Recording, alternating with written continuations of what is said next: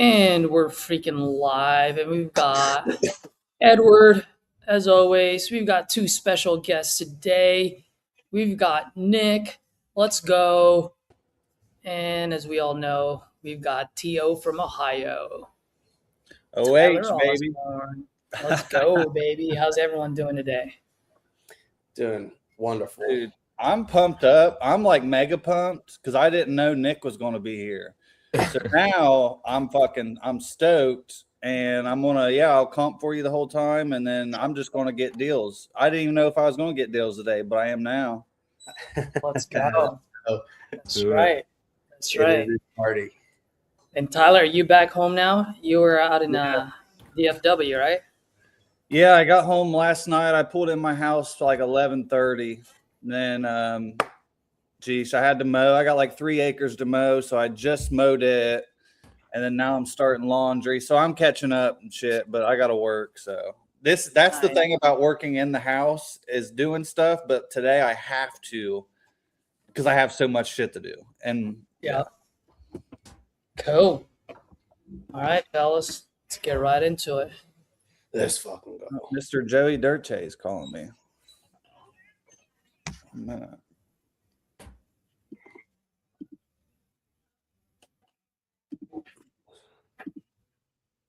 Not interested in investors and wholesalers. Let's call Mrs. Miller and see why she's not interested. Shawana. I have a feeling she's had bad experience.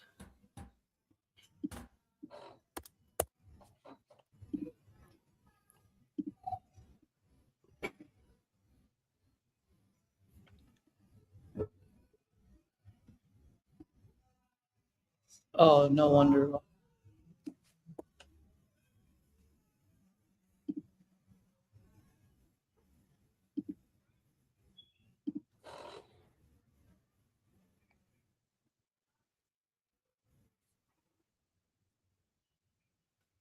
This might not even be worth it.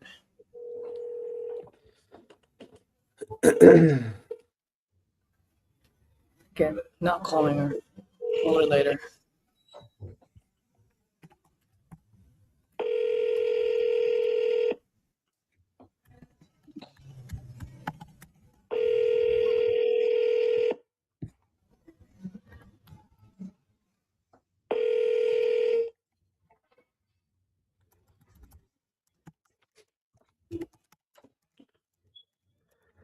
Caught Miss Shawana.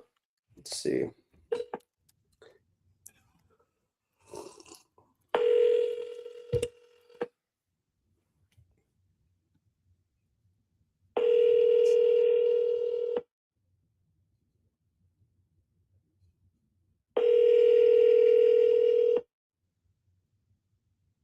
Hey, Nick, this is actually your first time being on here, dude. You want to introduce yourself to folks that are watching? I mean, I don't know what's to say, but I'm from Cleveland. My name's Nick. Last name's Doombis, if anyone was wondering. There's not much to say. I just started calling again after, a couple months off. And Cool. been trying to get into it, doing more and more than I have in the past. So, yeah. Sweet. Let's get at it. Okay, putting this on a drip.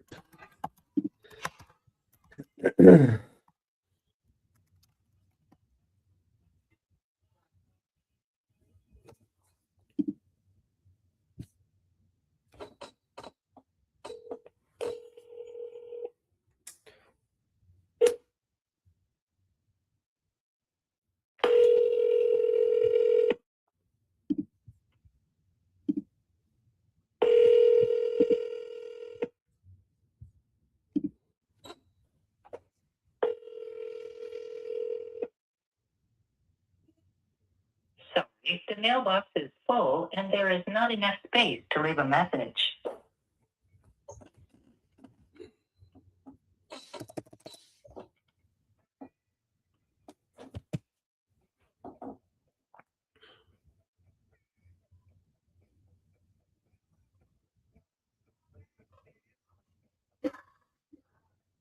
Hmm.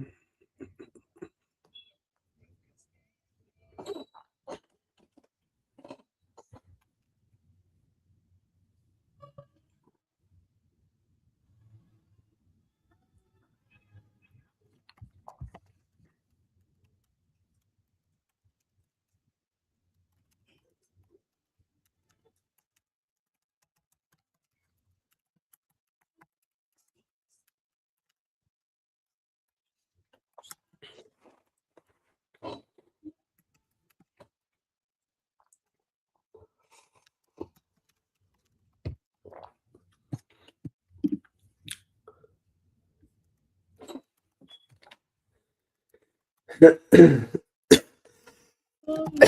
that.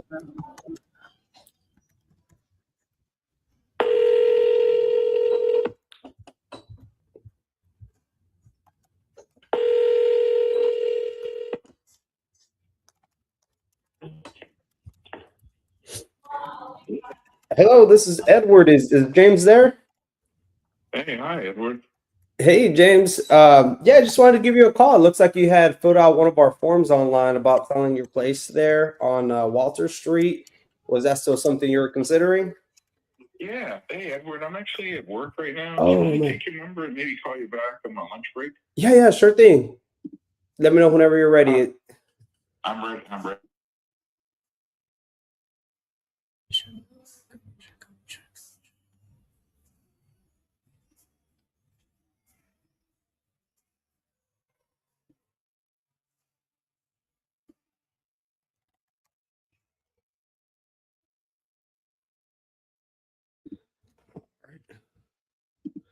Just calling you back in an hour on this lunch break.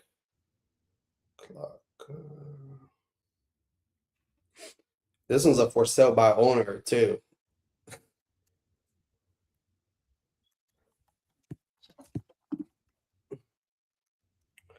Um,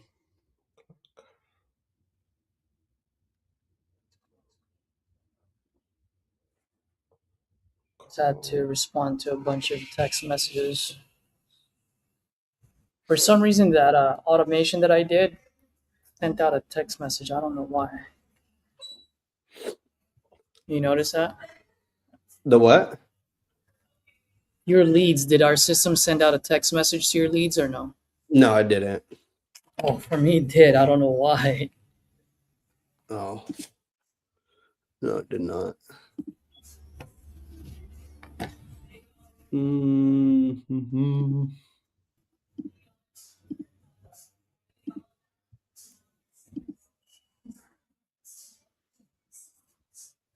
James. Okay. Sandra. Let's go, Sandra.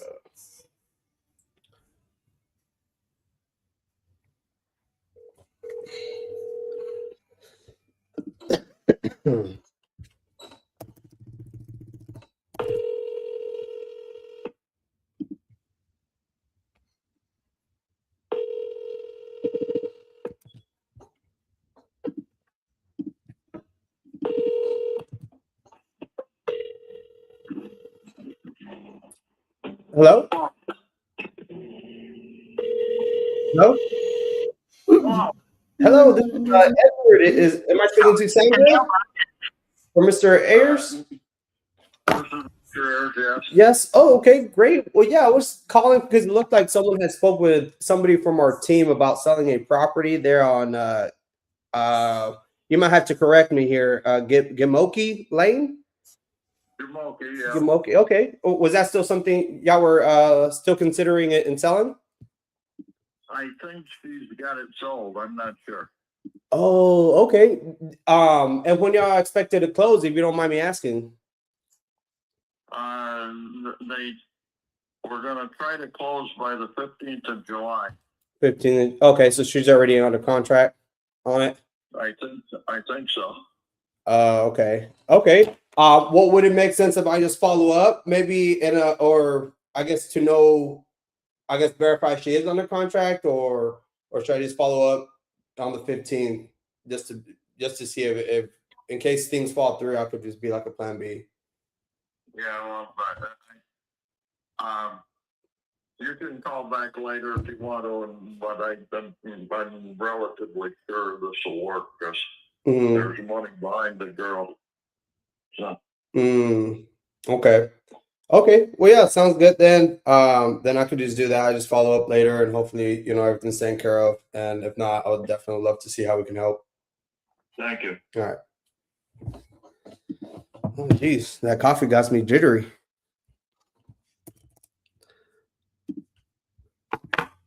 I know.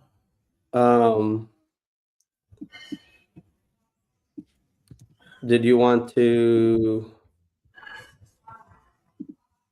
I'll just put it here for a refund. See if this person is available. Caesar calling about Frontier Trail.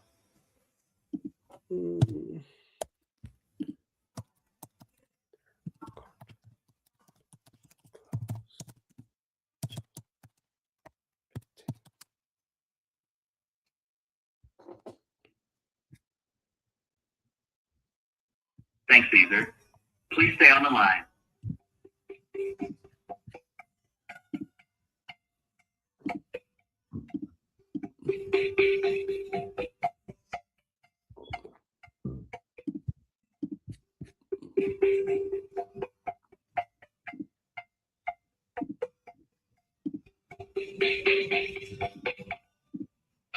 This person is not available.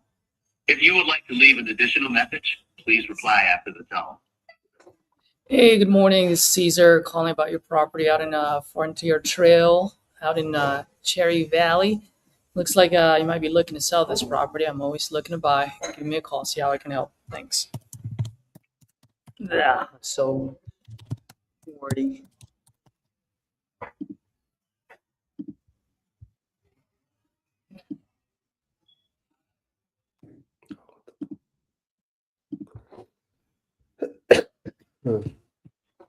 Oh, do me a favor. If you're gonna send me that email, create a different thread for it. Because remember, Ashley's leads here. Edward.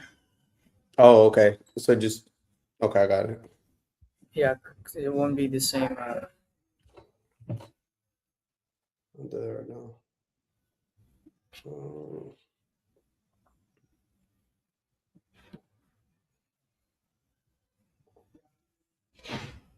Jose.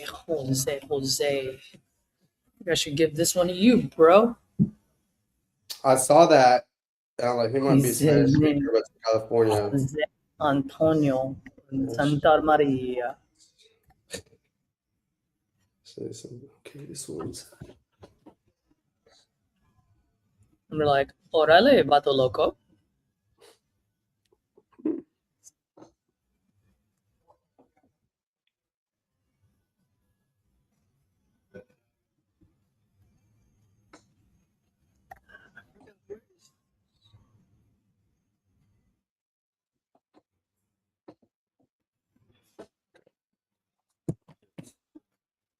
I'll just send you the email.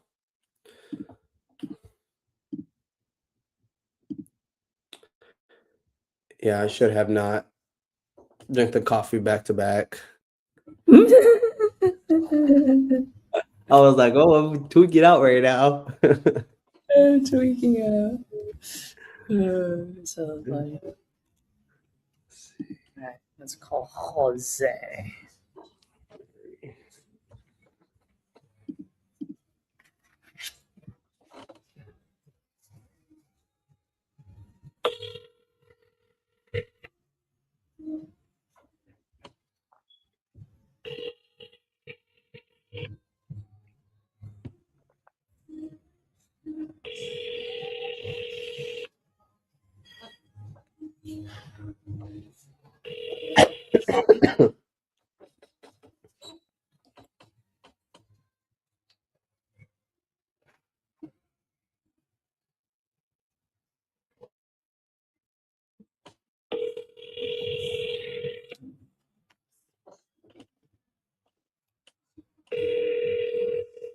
Hey, Nick, you can unmute yourself, by the way. FYI.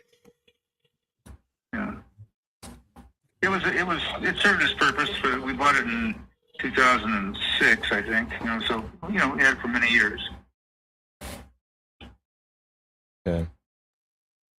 So yeah, just based on what I'm seeing, I think that we would have to be a little bit lower. But What do you think? What do you think would be a price that you guys would be happy with? so if I kept it conservative and you try to sell it for 90, if I can give you, it'd be offensively low based on what you're asking. I'd probably need to be around 15 to get in what I put into it. Oh, okay. Well, that's probably. Well, let me think about it. I that might be a little bit lower than, but I can think about it. Yeah, I mean, what do you have to think about? If I want to go up there and fix it myself, and list it with the regular people there, and wait for it to sell at a higher price. Okay, yeah, that's a good option too. Yeah, no, I was just calling you to see if what's the reason you're talking to investors and whatnot. But yeah, if you don't have any reason to do that, I would definitely go do that. List with the realtor. Okay, let me look over other options and stuff, and we can keep in touch. And I'll see. I'm not in a big hurry or anything, so Okay, yeah, no problem. I'll give you a call back in a couple of weeks, and you can let me know what you're thinking. Oh, okay. Okay. Yep. Okay. Thanks a lot. Have a good one. Bye. I'd already talked to him. I don't know. That's why I didn't unmute, because he was calling me back. Okay. And I So don't two think it was. things. So why was this like a lead that he filled out a form, or was it a cold call lead, or what was? It was a property lead, but I Okay, told so you him. filled out a form to sell. He also said he never filled out a form, which is weird, but I Okay, don't know. but he was still looking to sell though. Yeah, he still wants to sell. Okay, He said it's been vacant since 2019, and it's in another state. and why is he looking to sell now? He lives in, I didn't write down the other state, but he doesn't want to go over there and fix it up. He said he's thinking about just getting rid of it, because I asked him, why do you need 30 for it? Because he wants 30. I'm like, what are you trying to accomplish? He's like, I just want to get out of it. He wasn't really opening up. So yeah, we'll worry about that later. But like the main thing is, why is he selling now? You said it's been vacant since when? 2019. 2019. And then he said, I heard something towards the end there that he had it since 2000 or 2016. I don't know. I didn't write that down, but No. I Okay, I couldn't thought I back heard that, him yeah. say something about 2016 or something. So it's been vacant since 2019, right? So it's been, what is that? Almost 7 years that's been vacant. So that's what I would ask. Oh, okay, and just so I know, like, I mean, it sounds like you mentioned, it's been vacant for 6 years. Like, what sort of like led you to consider making a change now or selling it now, and then know why now? Like, what is it? Because I mean, 9 years. Like, what came up after 9 years that he's looking to sell now? If it's been vacant for so long, right? Towards the end there, he said something like, "Oh, well, it's not something that really needs to sell," or something like that. So that tells me it's lack of urgency. So because there was no urgency created there. So I would want to know, what was it after 9 years that he's considering sell it now? And that's where we would want to probe and clarify. Whatever he said there, oh, I'm getting a little bit older, right? Or I'm out of state. Oh, okay. And just so I know, like, with you being out of state, maybe getting a little bit older, what was it that caused you to feel like you might want to make that change now?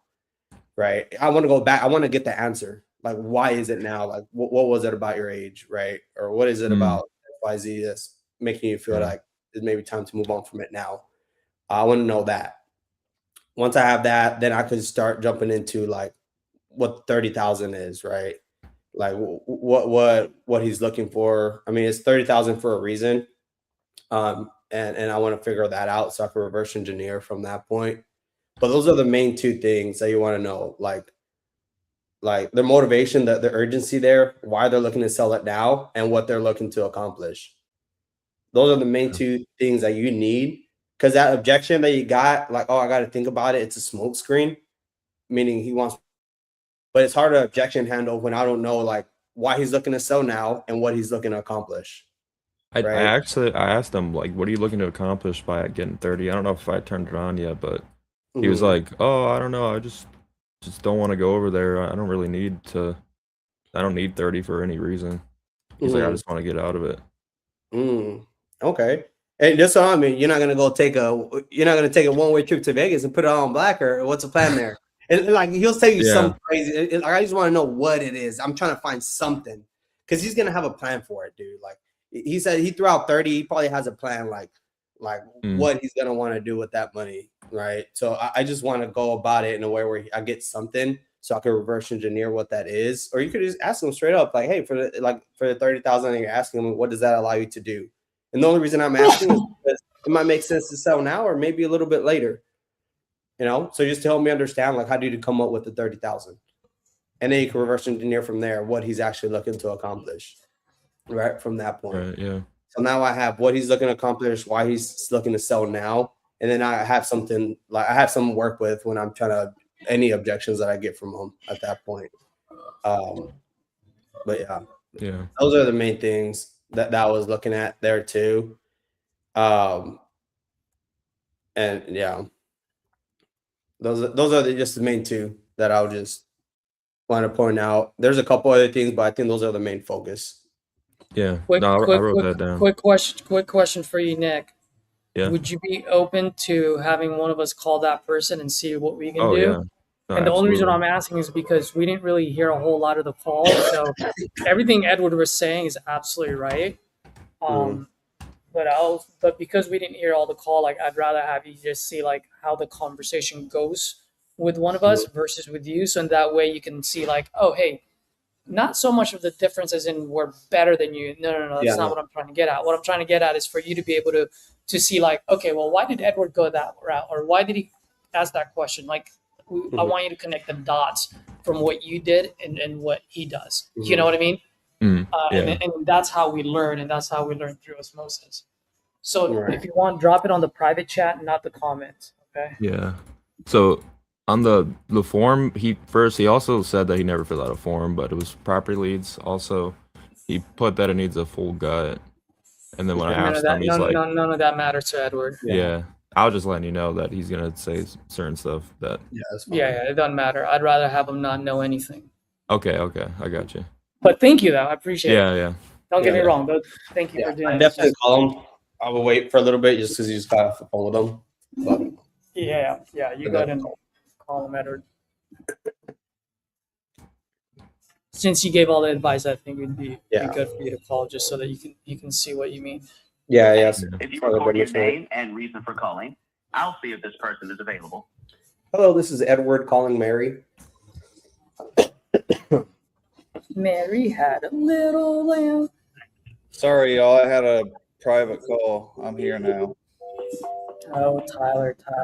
Hello. Hello, this is Edward. Is Mary there? May I see what this is about? Yeah, it looks like you had spoke with someone from our team a while back about selling a property there on Juan Cantu Drive. Was that still something y'all were considering? I have someone coming to look at it, and I'm not sure what's the status on it at this point. So, Okay, so it sounds like it's still available then. but yeah, it's potentially yes. Potentially, okay.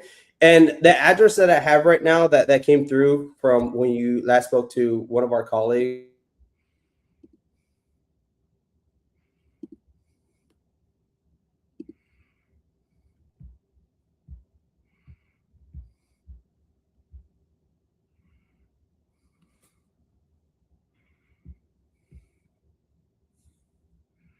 A few quick details to see how we can best help. So while I'm Can we do this? Yeah. Just a little later. Oh, okay, you're busy. Okay, when's a better time that I can give you a call back? That way we can see how we can help. 4:30. 4:30. Okay, great. I'll go ahead and give you a call around that time. Okay, thank you. I Yes, ma'am. appreciate that. Bye.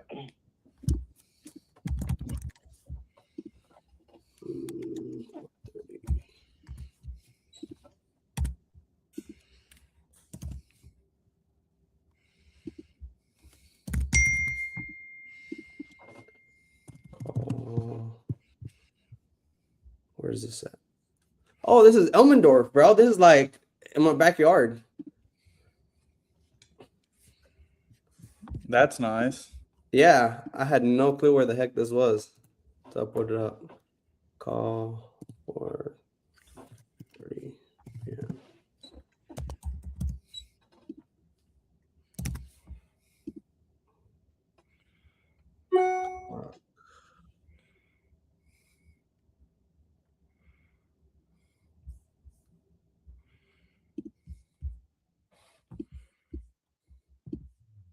on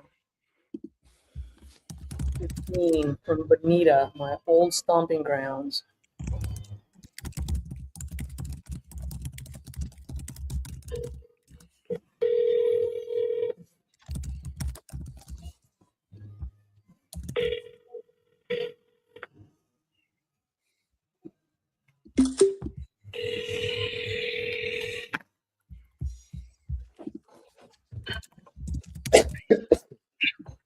Can't take your call now.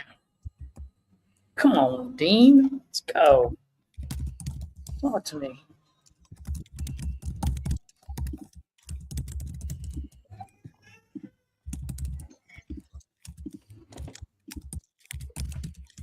Just don't do this.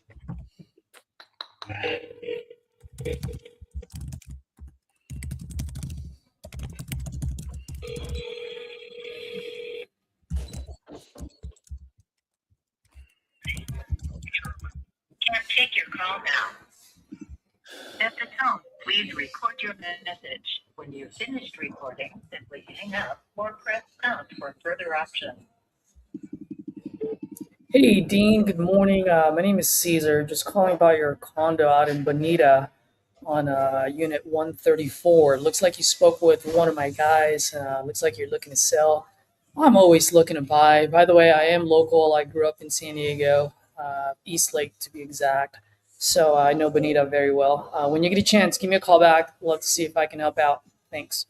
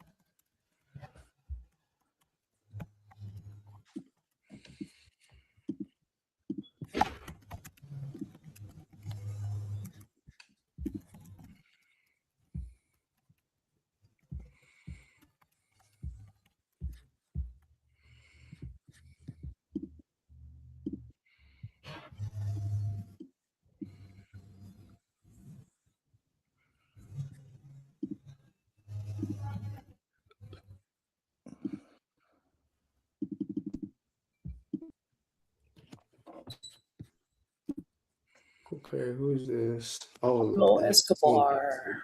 saying I want to sell, but y'all don't want to give me nothing for it. Let's see.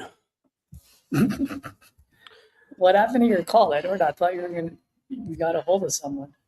I did. She was busy, so I'm supposed to call at 4:30.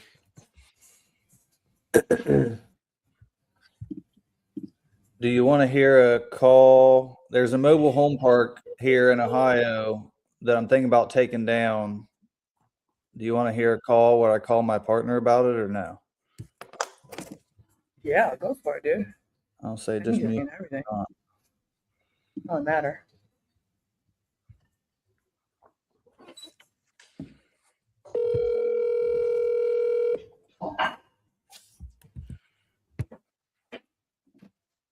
Give me a second, I'll call you right back.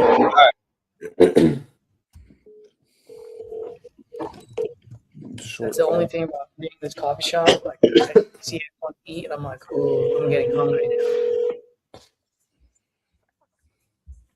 Hey, Tyler, guess what I cooked yesterday? What? 4-pound beef heart. Let's go, baby. Nice. It was so good. It was so good. I don't know if you ever had beef heart before, but it's amazing. Healthy for you.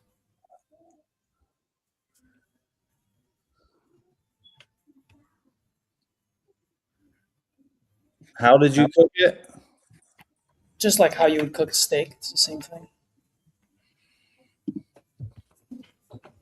Just grill it, cast iron, stainless steel, just.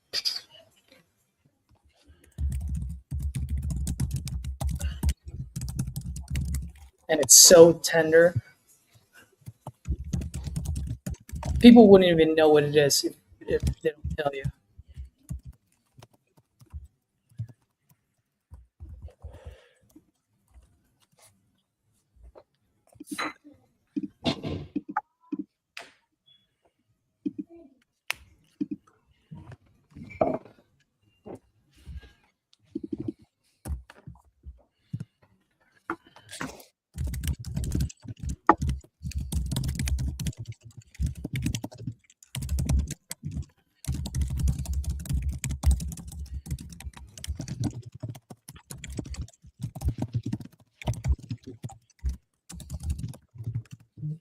What time is it? Dude, I got to do some dispo calls today, Edward. Oh, really? I know. Not looking forward to it, but do it. Oh, dude. Implementation call was this morning? Oh, man, I missed it. Nick wanted What me was to hop happening on. today? Oh, we were just going to talk about it. We were going to talk about Miyamoto Musashi. And then I completely missed it. Oops.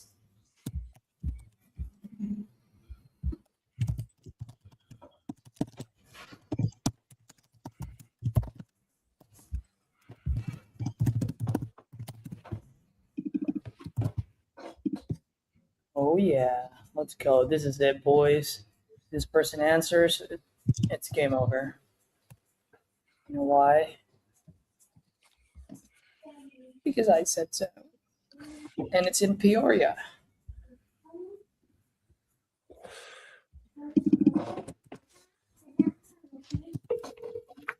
David, this is it.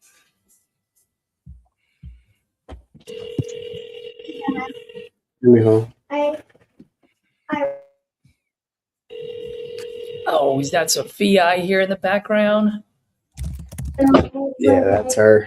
I wanted to get Hey, Sophia, did you get a contract yet? I'm gonna show you the way. Oh, she's getting now.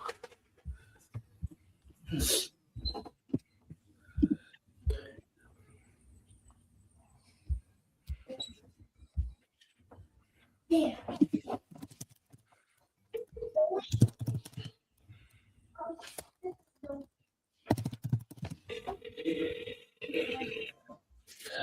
Yeah, I like this mobile home park. It's up on Lake Erie.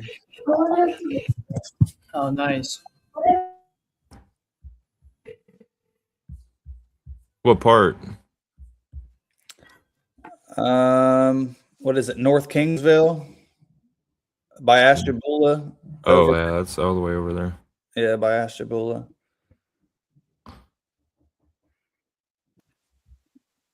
There's like 90,000 people in the county, and it's on the water, so we'll see. I got them right now to a seller finance 10% down with 18 months no payments. So we'll see what else. Ooh. Nice.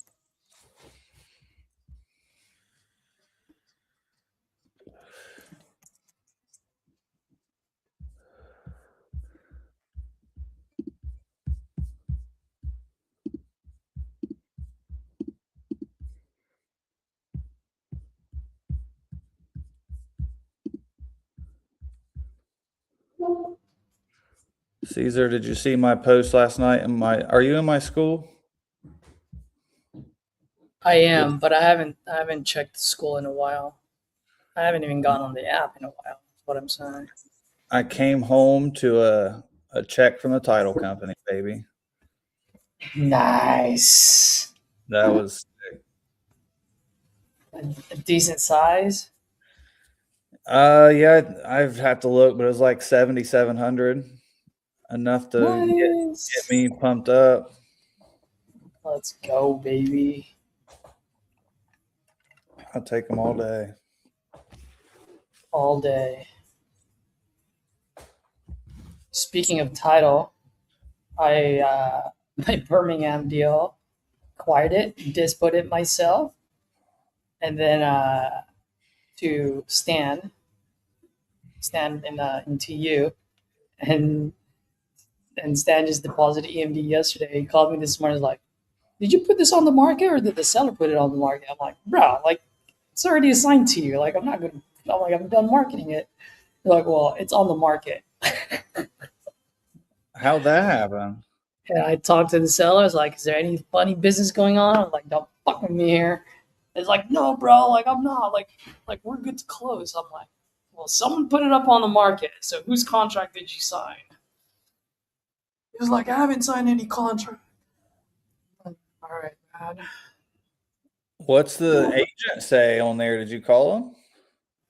So Stan just called just to see. It's a what do you call those things? Flat fee? It's a flat fee, yeah. And the guy actually called Stan, and the guy's like, "I have it for 30 more days." So he just got it signed. But so I told my TC, you know Moses. Yeah. It's like we need to file a memo on this ASAP.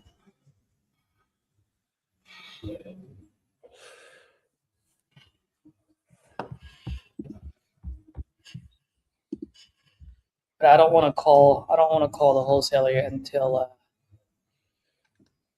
I have the memo.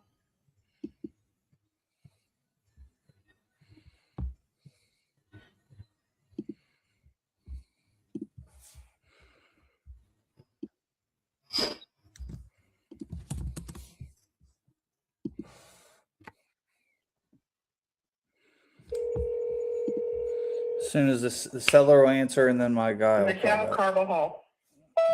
Hey, Michelle, it's Tyler. Give me a call. That caught me off guard. Michelle Carvajal.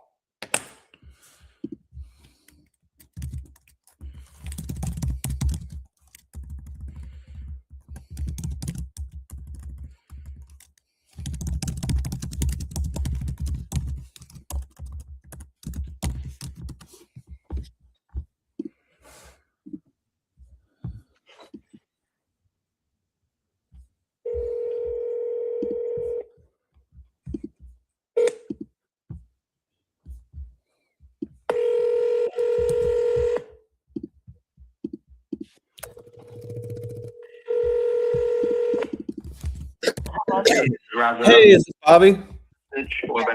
Hey, it's Tyler Osborne. Giving you a call about your place there on Liberty Street. Hey, Raza, this is Edward. Awesome. Looks like you had filled out one of our forms online about selling your property.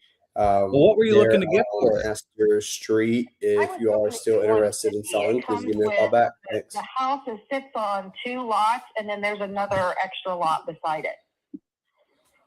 Okay, so we got a total of 3 there. Mm-hmm. Okay, let's see. Well, can you tell me a little bit about it? Kind of what's going on?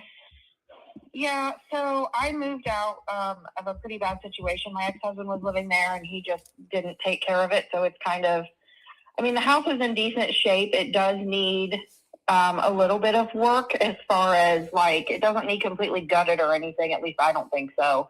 But it would need, like, new paint, floor. It's subfloor in the bathroom, and there's, like, a back hallway, and then upstairs, because we bought it as a fixer-upper. And then he got really sick, and we were just never able to put the work into it that needed to be. It's honestly, I'm very dirty, and I'm sure he's still got a bunch of shit in it that needs cleaned out, but not in terrible shape that I'm aware of. Anyway, I know he moved out and quit paying the mortgage, and the house is in my name. Oh, no. Yeah. Okay, so how long's it been vacant then?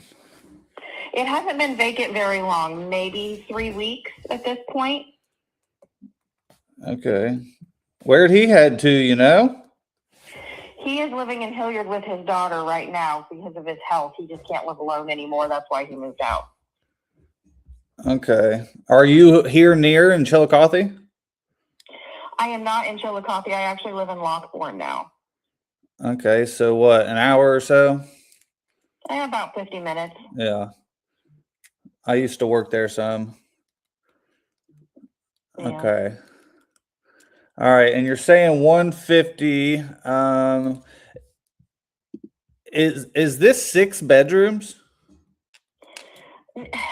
It's listed as 6 bedrooms, but in reality, it's more like 5, but one of the bedrooms would be really small. So the 6th bedroom, the people that had it before us took space out of it to expand the bathroom. They put a bathtub in where it had a walk-in shower. So really that space is more suited for like storage. It does have a closet and stuff, but there's not really enough room to put anything in it.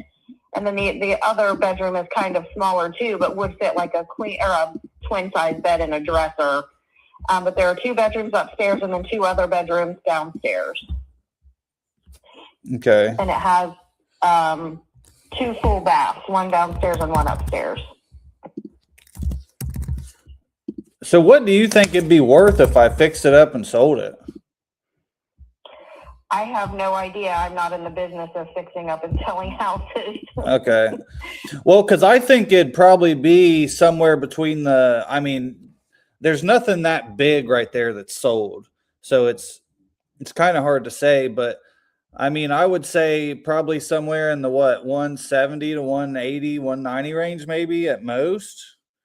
Probably. I'm guessing. So then the only thing, so it's pretty big, so that's why I ask. And what worries me would be the rehab. Just because I mean, paint and flooring's like $10 a square foot alone. So I mean, would you say, I mean, we're talking like 25, 30 grand in rehab, or would you know? I have no idea. Again, I'm not in the business of flipping houses. I don't know anything about any of that. Okay. Yeah. Okay. Makes sense. I mean, I can do some research and figure it out so that I know that, you know, I'm getting a fair deal whoever I sell the house to. Yeah. Well, I mean, based off what you're saying, and I've not seen it, but just square footage, I'm guessing 30. But like, you know, I've not seen it. So that's just a guess off square footage and what you're saying. I mean, have you thought about maybe listing it? There's no way that it would sell if I listed it. And I know that because it had been listed for over 2 years when I bought it. And I only bought it when we bought it. We were okay with it being a fixer-upper and having to put a little bit of work into it. Mind you, I had no plans on completely remodeling the thing and selling it or anything. I was just going to put the work into it that needed to be put into it, put the flooring down and repaint the walls. But it had sat on the market for over 2 years when we bought it. So I don't have time to sell it because it's going to go into foreclosure. Okay. I mean, if it's not something that you're interested in, that's cool. No, yeah, I am. I'm just looking here. I mean, I'm just trying to figure out. I mean, looking quick, I can tell you I'm definitely a good little bit under 150. Like, how much are you under 150? Well, my guess, what I'm looking, let's say it's worth 180 fixed up. We'll do 185, and I honestly might be inflating that because I mean, as you know, this isn't a great area. So that's probably why it sit. But let's just say that, let's say it takes 30 to fix it. You know, that'd put me at 150. And then I'd have closing costs. And then when I sold it, I'd have realtor fees. So about 7%. So that puts me at like 138.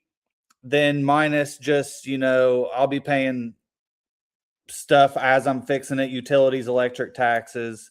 So that put me at like 130. And that's before any, you know, little bit of profit. So, I mean, I would be under 100. Oh, yeah. No, thank you. Yeah. I appreciate that, but no, thank you, because I owe more than that on it. Yeah. So that wouldn't help me at all. But I appreciate it. It was nice talking to you. Yeah. I mean, I think. Okay, or hang up, you dumb fuck. God, that pisses me off. I'm gonna text her and say I had other options, but you hung up. I don't have any options, but dumb fuck. Well, you'll have that on them big jobs.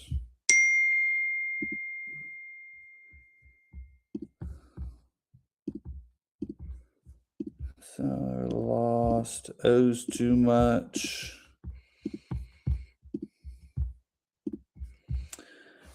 Oh, what's up, Dave? So I know this area. Honestly, the numbers I was saying was even like perfect world. Like me to buy that personally, because it is here local. I mean, I'd need it like 60 grand. 70. I don't know. I didn't even make it that far. I need it under half of what she's asking. And then I guess she, let's see, I didn't even look it up. She owes, so she owes 108 at an 8% interest rate. And that's $750. I mean, that thing, yeah. No, good thinking, but no, that wouldn't have worked here. Let me tell these cats I'm off the phone.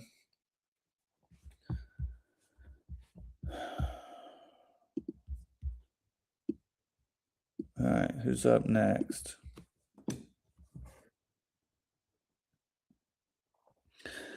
Daisy.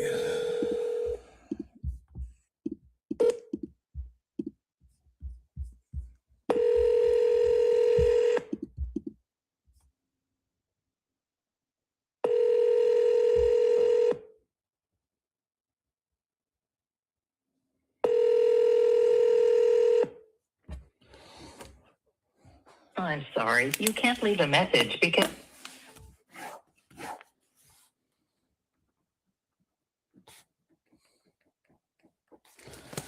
Darn it. Da, da, da, da, da. Man, I got so many tabs open.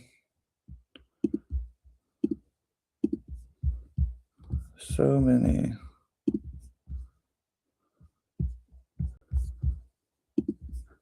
Oh. Yeah, y'all, I went to DFW, hung out with some TU people, went and played golf with RJ and Cassie and them, and went to the office. DFW is a way different than where I live. Holy crap. Talk about two different worlds. It's wild. All right, who's up next? Catherine.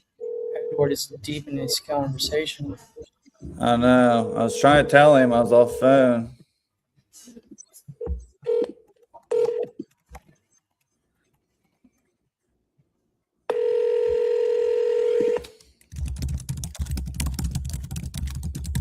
Text them right now.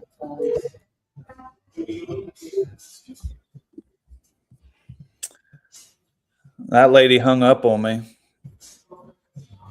Oh, did she? Yeah. So I texted her and said I had other options, but you hung up. Right. Yeah, yeah. You don't want to be involved with that for sure. I understand. You gotta do it in my house and make me look bad. Right. Yeah. Yep. Yep. No, I could tell. I could totally understand the concern there. So I guess like for you, I guess at the end of the day, like what is it that you're, I guess, looking to accomplish by selling the property aside from making sure you don't sell it to like another drug dealer? Yeah, I just want to get rid of it. Mm-hmm.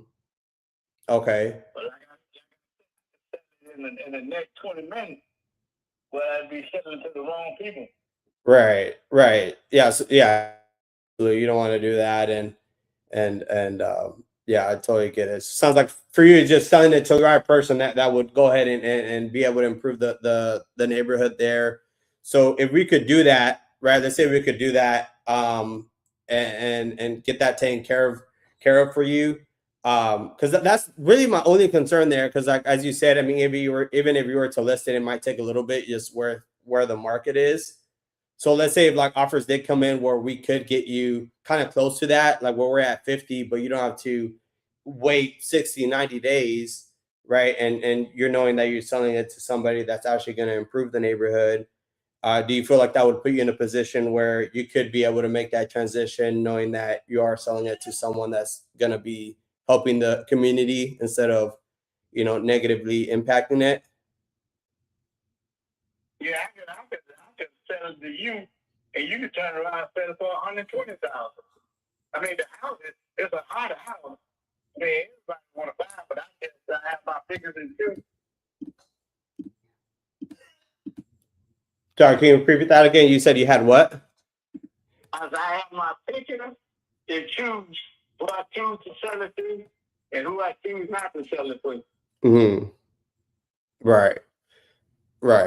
So that's what I'm saying. Like, if we could do that, I mean, what would be like your biggest concern moving forward at that point?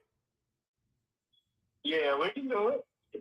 Okay, so we could line up the 50 there, get it closed in less than 30 days, and knowing that it's gonna be going to someone that's gonna be improving the neighborhood. That's something you'd be ready to move forward with. Yeah, well, the once I sell to you, you do what you want, but it'll be out of my hand. Right.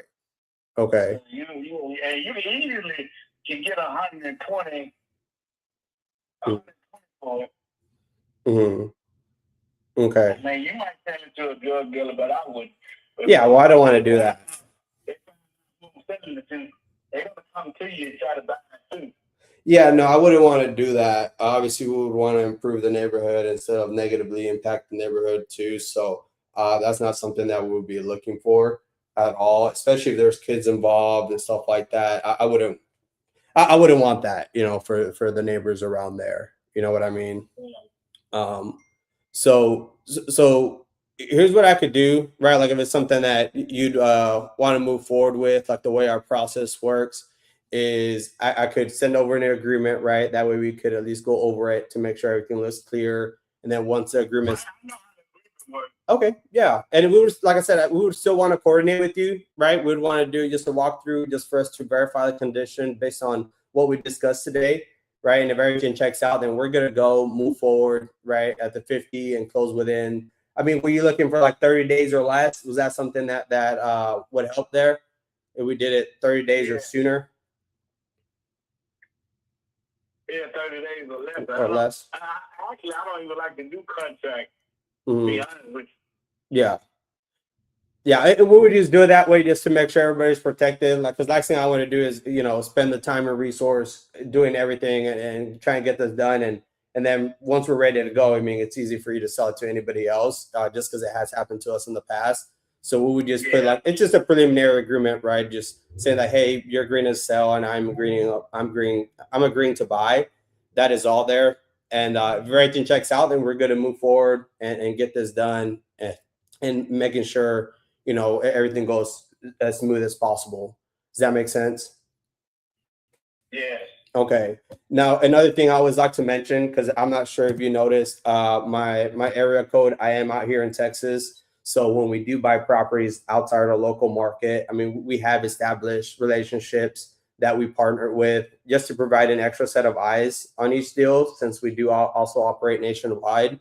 So like I mentioned earlier, between now and then, we'll do a couple walkthroughs, assuming everything looks good, then we'll be good to move forward and get this done in less than 30 days. Okay. Yeah, my daughter live right there. Oh, no, wait, what part? Oh, okay. I'm not too far from her. I'm like I'm a neighbor almost. I'm out here in San Antonio. So yeah, she have one of the biggest security companies out there. She what? She have one of the biggest security business out there. She do security everywhere. Oh wow! Oh, that's awesome. Okay, nice. Have you ever heard of financial security? Yeah. That's our company. Oh wow, that's awesome. Wow. Small world. Okay. Well, that's great. And well, like I definitely wanted to get this done here and help you out, and try to get this done for you. So what I could do from here is just draft up the agreement there for the 50,000, and we could get it done in 30 days. Now on here, when you spoke to my colleague, he didn't have a good email here for you. So what's a good email I could send it over? That way we could at least go over it.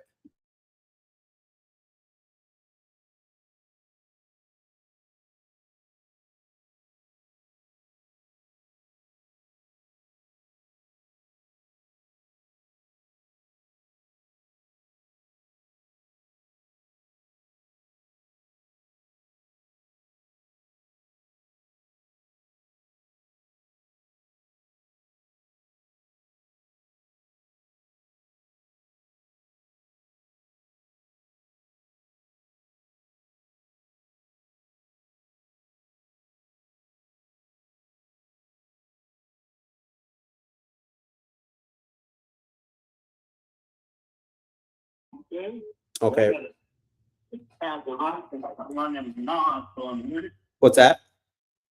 As I'm on my way into Menard. Into what? I'm sorry, bro. As I'm actually working. Oh, okay. Do you have maybe like quick 5 minutes, or when would be a better time I could call you? I'm waiting on you. Okay. All right. Let me just put you on a brief hold, and then I'll go ahead and try to get this done. 1 second.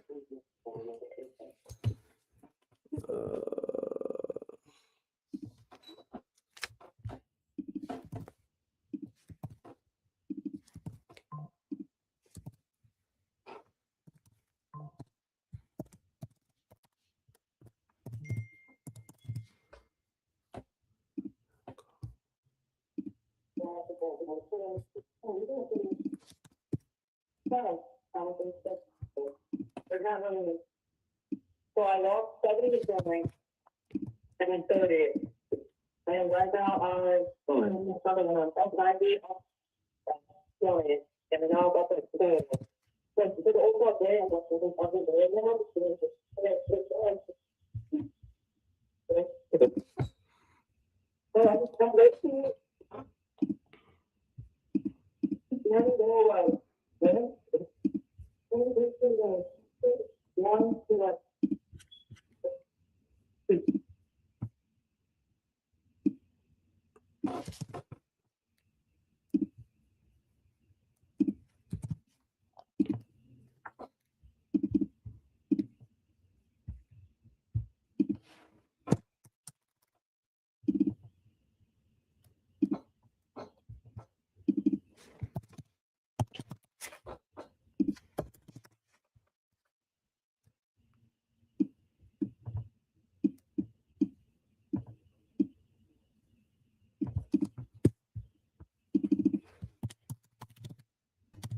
Hey, Tyler, you have a question from a viewer.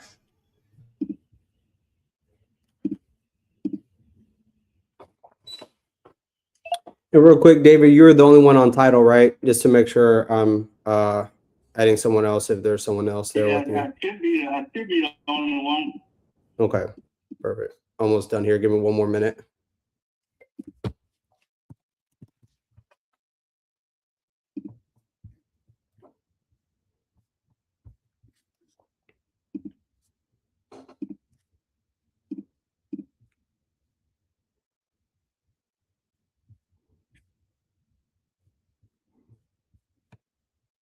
All right now.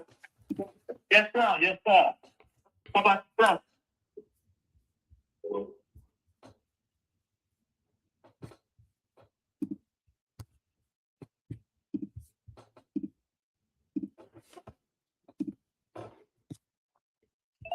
All right, David, it should be coming in your email right now. It should have come in through inbox or through spam. If you could open it, I could just go over it with you just to make sure everything was clear there based on what we discussed. Oh, give me 1 second. Yeah, no worries. You can put me on hold. Oh, I'm getting this. But I got the wrong one. Need to switch them out. Yeah. Yeah, if you let me grab the right side, Okay, you need this? and then you can swap them.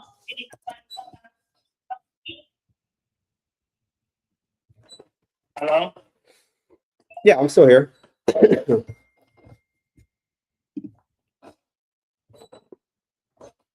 you hear me? Yeah. Okay. Yeah, I'm still here. Were you able to receive that? The email? No, I'm in this. You gotta give me a minute. I'm in the store. Oh, okay. Give me 1 second. Okay, yeah. I'll wait. Figured I pull it up on my phone, but normally I can't pull it up. Yeah, I'll have somebody. Y'all can go. I'm just gonna mute myself.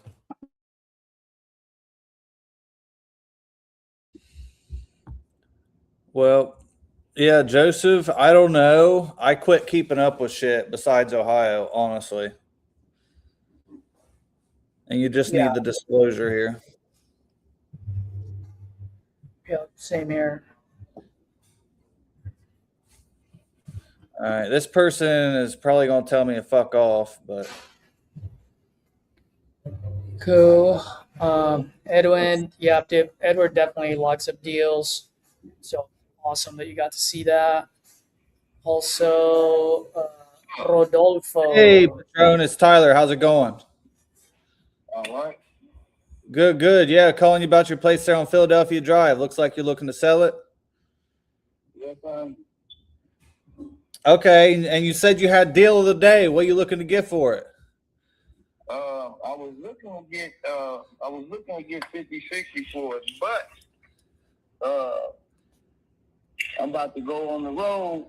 I'm about to go on the road here in a minute, and I was just I'm trying to I had somebody, a guy offer me something for it. He offered me 50, but he's taking too long, and I'm like, I got some things going on that I need to get done yesterday. You know what I mean? Okay. And so I figured I'll take 40 for it. And I mean, it's up to you. If you, that's if you're interested. I'll go on with the deal. I'll go on with the deal if you care to listen. Yeah, for sure. Yeah, I got her pulled up here. Looks like a pretty big place. Yeah.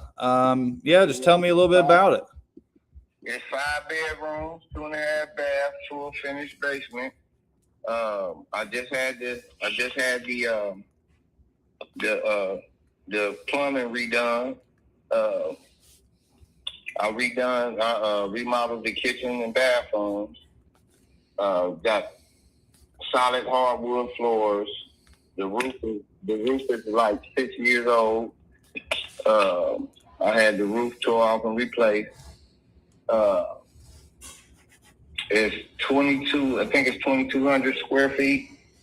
The bottom, the lower deck, the wood deck, it needs It's a lay down. repaired. Cold SMS.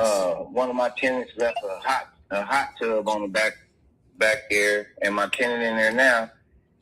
Actually, I'm about to go cut the grass and do some weed eating around there. But other than that, yeah, it's fine. I got a piece of drywall that I got to replace from when I was doing the plumbing, and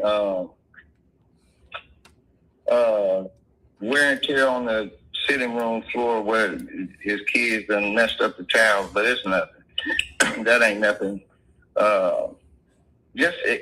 It ain't nothing major, nothing wrong with the house, period. I mean, just the look of it. Yeah. I mean, you know what I'm saying? My tenant ain't doing the upkeep they supposed to, and that's gonna happen. I'm about to get them up out of there as we speak. That's why I'm going up here to cut the grass. But I figure like this: if you want the house, if you done research, got $11,000 back taxes on it, or whatever. It does have $11,000 back taxes. Okay. And like I said, if you're willing to move on it, I'll take 40 for it. If you can put $1,000 down to me, you got it. I sign whatever you need me to sign, and $1,000 will come off of the 40, so it'll be 39,000. Okay. I mean, I think you're being reasonable there, honestly. I mean, sounds like it don't need a whole lot. No, it doesn't. They got a enclosed side porch. It has an enclosed side porch. Like I said, it has a deck on the top. It's a cement deck on the top, and it's a wood deck on the bottom that needs repaired. It's a big tree in the back of my house that somebody said that I could sell it. It's the tree is supposedly worth a few dollars. I don't know who to sell it to, so yeah, I don't either. That's funny. Okay. And you're looking for, are you looking to get this done quick, like as soon as possible? Yeah, as soon as possible, because like I said, I ain't gonna lie to you. I need a couple dollars to pay my bills I got around here, because I ain't been working. Actually, I'm waiting on Social Security to call me now, but I'm about to start driving over the road under the table for somebody, and I'm gonna be leaving tomorrow. And I mean, if stuff goes the way it's planned, I mean, if everything turn out like I know it's going to, then I probably just, I probably just keep the house and, do it myself. Okay. I mean, I'll probably open up a men's shelter house or something like that or whatever, but I'm trying to get somebody a deal because I raised my family there. You know what I'm saying? I raised my family there. I don't have my kids are grown. One of them is deceased, and yeah. So like I'm trying to give you a deal here. I can get more for it. I know I can get more for it. So like I said, absolutely. I mean, 1,000, and then when we done, you just owe me 39,000. Yeah, I could definitely put. You're talking about earnest money, right? Put 1,000 down.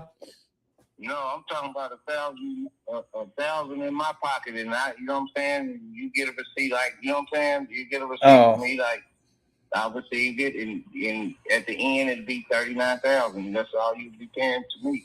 It's 39. Oh, I can't do that. I can't do it before title.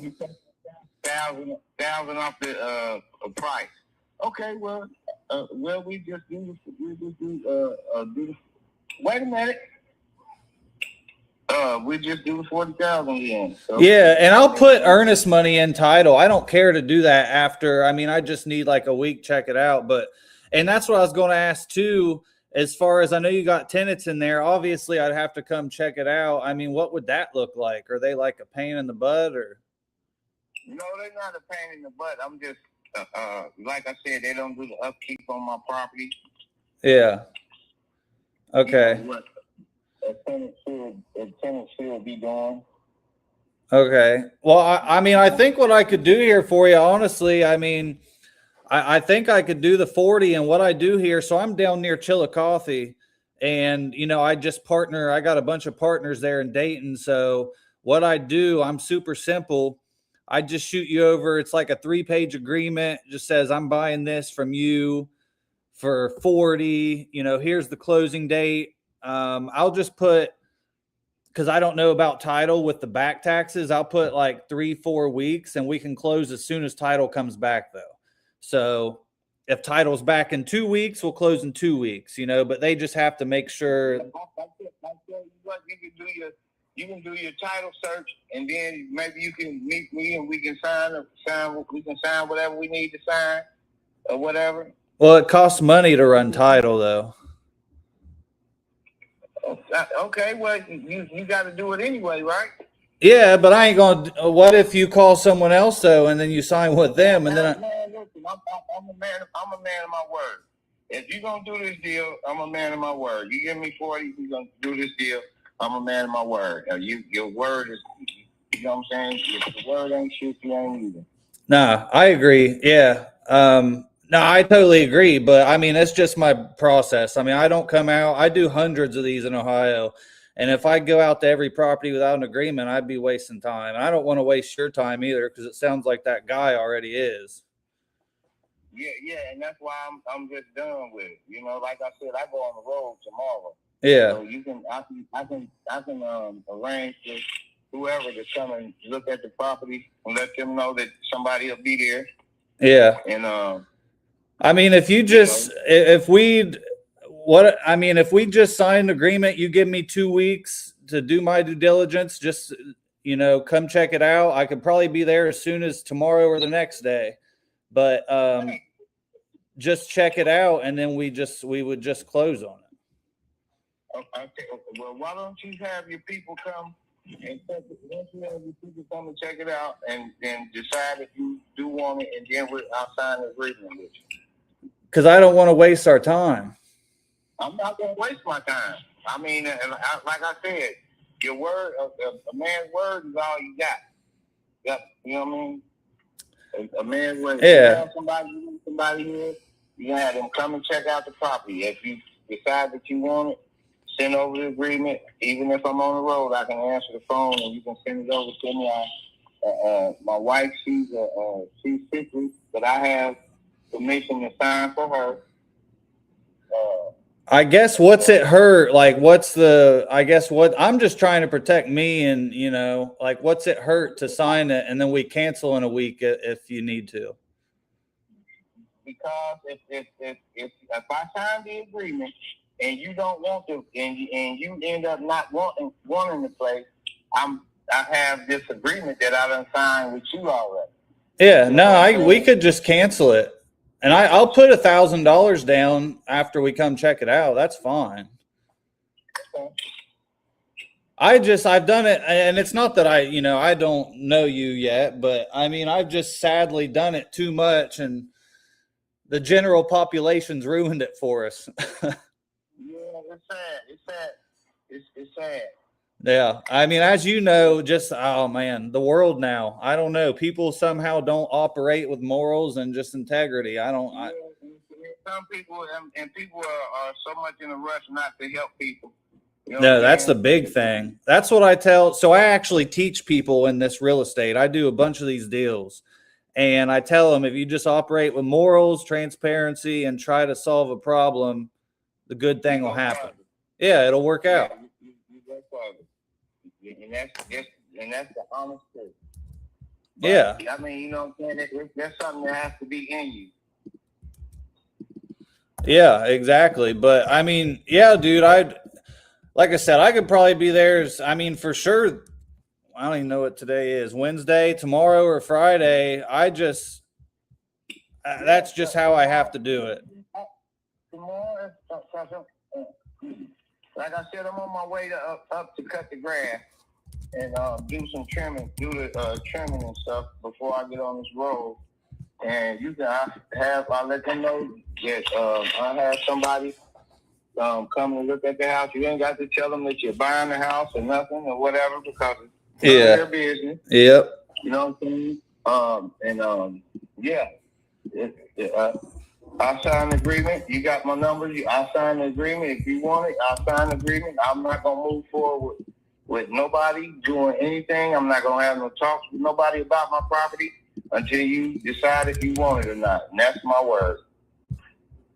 Yeah. I mean, I get it. I can't do it without an agreement. That's just my process. I just can't. And like I said, it's nothing against you, but you're protecting you like I'm protecting me. And worst case, I come out in 2 days and we cancel the contract. And then in 2 days you cancel the contract.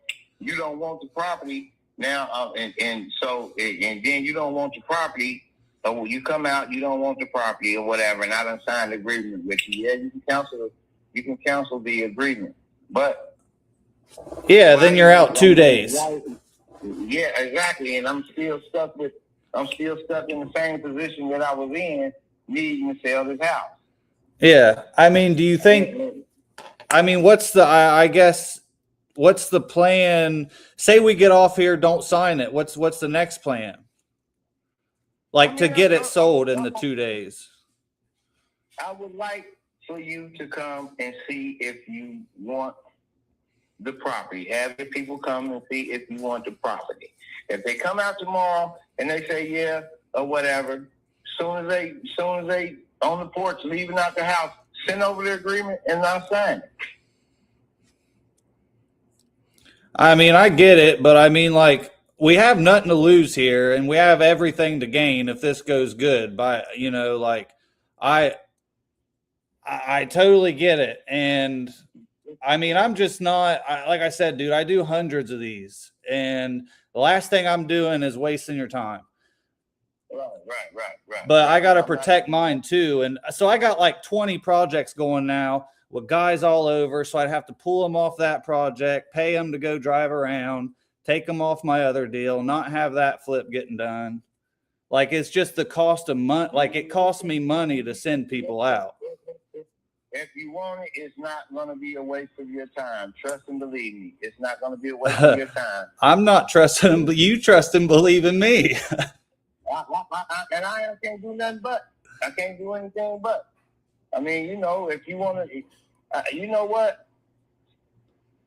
Yeah, because if I'd rather for you to come and see if you want the property or whatever, so it don't be no lost cause either way. You know what I mean? It won't be. Well, I'd be out money sending guys there. That's what I'm saying. Like, you're out nothing besides 2 days, unless you think you're going to get a buyer in them 2 days. In 2 days, we're going to be in the same spot no matter what. I mean, I'm probably going to be actually supposed to be tomorrow. Oh, they done took my damn bar, my trailer hitch. This is crazy. Oh yeah, so how about this? I'll just send you the agreement. If you sign, we're good. You don't, it's fine. I get it. Maybe you find someone else. But I mean, I'm buying houses today. Yeah, go ahead, send it over to me. Okay. Can you text me your email? Yeah, I will. And then just text me the names that's on it. You said you and your wife. Just text me the email, the names on it, and I'll get it over. Then we'll be out there. My wife's mother, she's deceased. She's on there, but the deal was she had got a settlement from Social Security, and they wouldn't give her her money. They wouldn't give her her money unless she was buying a house, a car, or something or whatever. So we let her tell Social Security that she was buying, but I made her sign a promissory note and that she was paid her money for that part of that for her share of the property. I took it down there to the Medicaid, Medicare lawyers, and so that ain't no problem because it's her signature, the date she signed, and it's notarized. Okay. She was fully paid, and I gave that to this Medicare, Medicaid lawyers or whatever. So that's a done deal. She died unexpectedly. Man. Before we can go to. I didn't expect for her to die. You know what I mean? But I just wanted to cover myself, knowing that she didn't have no ties to my house. You know what I mean? That's why I have made her sign the promissory note that she had been paid in full or whatever, and we had it. She stood there. We had it notarized. Okay. And, yep. So well, sweet then. Cover my butt on that. Well, sweet. Yeah, just shoot me the name I need to put on it and your email, and I'll get this over to you. Okay. All right. Well, sweet, man. I appreciate it, and looking forward to getting it done. All right. All right, and be safe tomorrow. You too. All right, see ya. What a tough cookie. Little tough burger. Yeah, so I don't even know if anyone's on here, but if anyone's on here listening, my mindset there that whole time was I'm the buyer. I'm not caving in. I'm not sending someone out there without an agreement. I don't care what he was doing, not happening. I have people here. It's in Dayton, but I don't have someone that I trust enough to send without an agreement with them maybe snaking. But I guess it's just the tenants there. I could have done it, but I'm not. Because once you start bending your process, Trust me, I've learned this through experience. Once you start bending the process, it goes downhill from there. It's just all bad. So that was my thoughts there, was not going without it. It ended up working. But yeah, don't change your process or it goes downhill. That guy would have ran all over me. It'd have been that's a deal. I didn't even negotiate him. I just gave him the 40. So what happens if someone else calls and they say, oh, I'll give you 50 if you don't go with the 40? All right, he just sent me the information.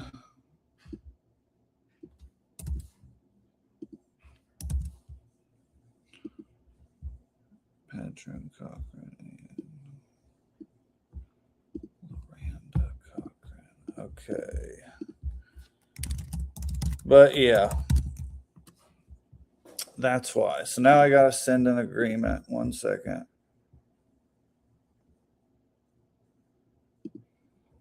Let's see.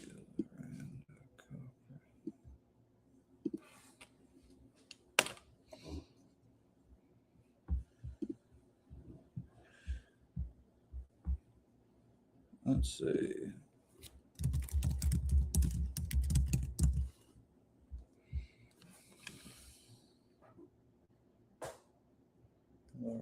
And Cochran.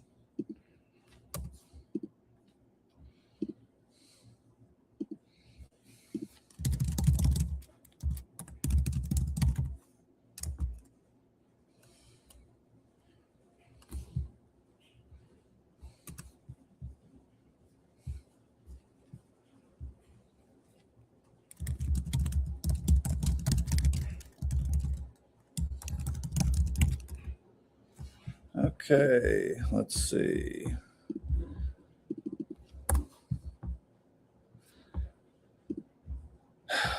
Ohio disclosure. Let's see. Dun, dun, dun. Download PDF. Contracts. Templates. Let's see. Purchase agreement. Ohio.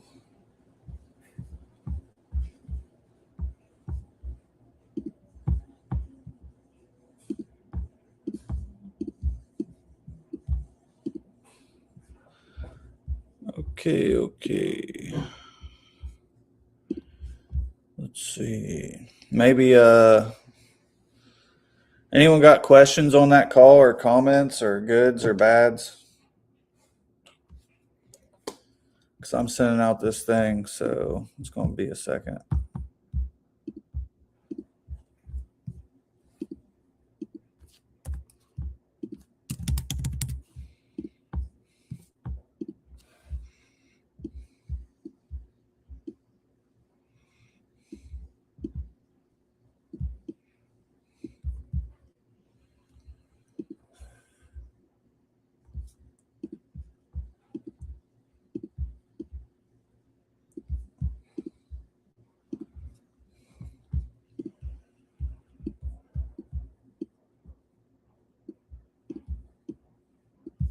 Okay.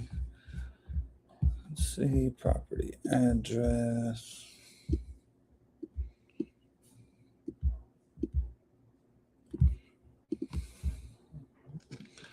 Hello. What you got for me, Bob? I got them down to, so I'm still working on it, but 949, 15% down. They were all the way up at 50, 15% down, 18 months deferred payments to stabilize it, which to stabilize it is fill it. It's 10 occupied. So what, like 10, 20, 30, 23 or something empty. So it's filling it in those 18 months. And now I'm just working on interest and shit like that. They last were at like 25 year, 8%. And I'm like, yeah, I'm not doing 8%. But it's close.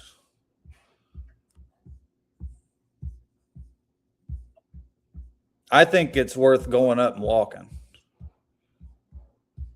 I think it is too, because I mean, worst case scenario, just sell some of it. Yeah, I think it's worth checking out.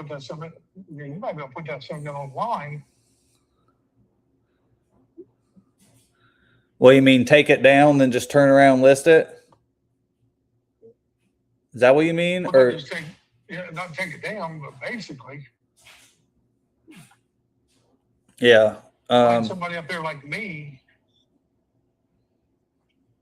that would basically put that money down and everything in your name, and then you're just going to subcontract it to them.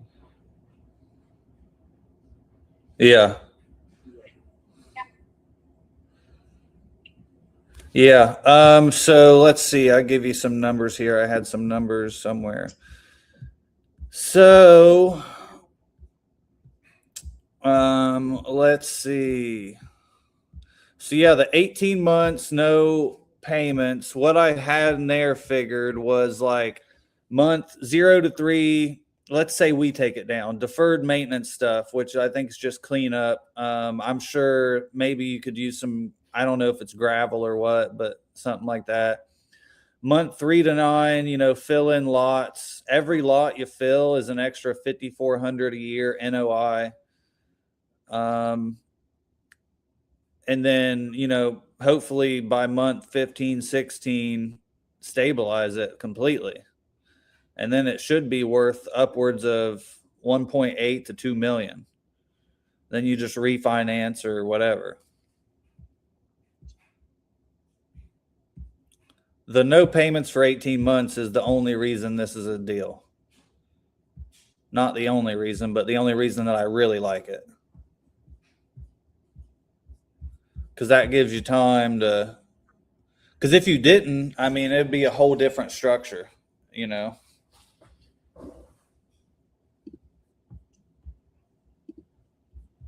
Hang on a second. It's not the same things. So everyone, this is the mobile home park I was talking about on Lake Erie near Ashtabula. That I'm thinking about taking down. This was one of my partners.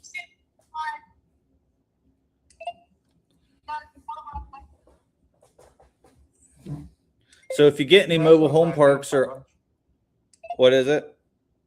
It's not a bad deal. No. Yeah, I think it's a solid one. The only thing left really is figuring out the interest and stuff on it, but I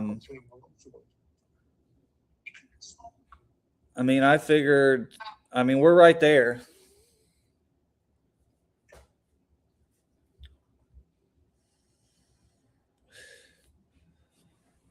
I got to pick up my family from the airport tomorrow. I don't know what time, or else I'd drive up there.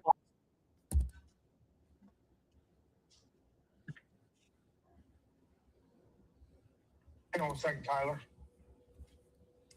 Caesar, you can go ahead if you want. I just got back, so no, it's cool, man. But it's saying, I thought it was, but thank you, buddy. I'm not Tom. Oh yeah. So yeah. You see what I'm saying? You could list that.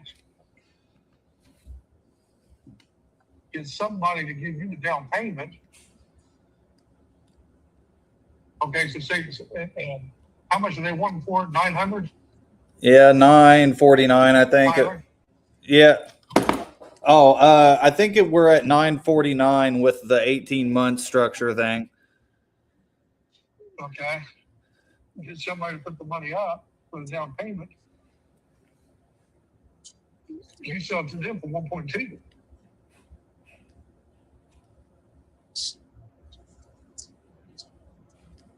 Yeah. Yeah, there's a bunch of different ways to do it. We'll see.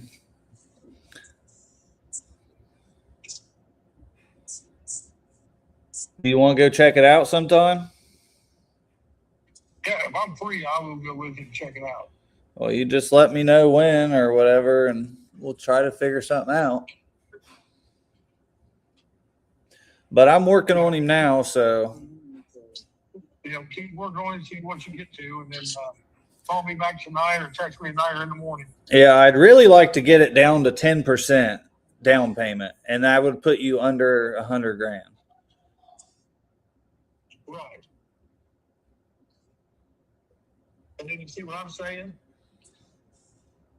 Get somebody up there, put that $100,000 down, put it in your name, and then refinance it to them for 1.2 million. Mm-hmm. Yeah, just put a note on it. Right.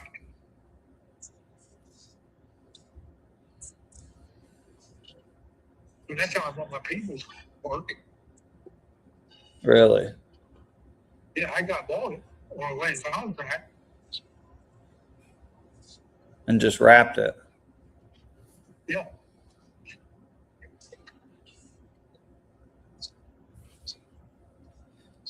And I think that's what I gave him. I gave him 25 or 50 down.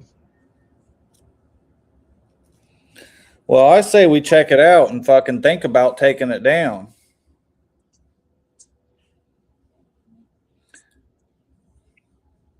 Yeah. I mean, it's got city water. It's got all. I don't know if I want to. I don't know if I want to use my money. Yeah. I would rather somebody else. Well, I'd always rather other money. Well, and us, them run it, them do everything. Yeah. Yeah, we'll see. I'll just keep working on them. We'll see what we can do. Figure something out. But for me and you to run that, it's almost too far away. Oh no, I definitely have to. We definitely have to have someone there. Yeah, then that's just too much. They've been calling you all the fucking time. Well, usually, like in that, hopefully, just have a good handyman guy there. Let him stay for free and be the guy. Then you got to go through 5 of them at least to get to that one. Oh yeah, probably. Done. All right. Well, I'll keep you updated. I'm calling sellers right now. I actually just sent a deal. Me and this guy, he was trying to be a hard ass. I just sent him a contract in Dayton.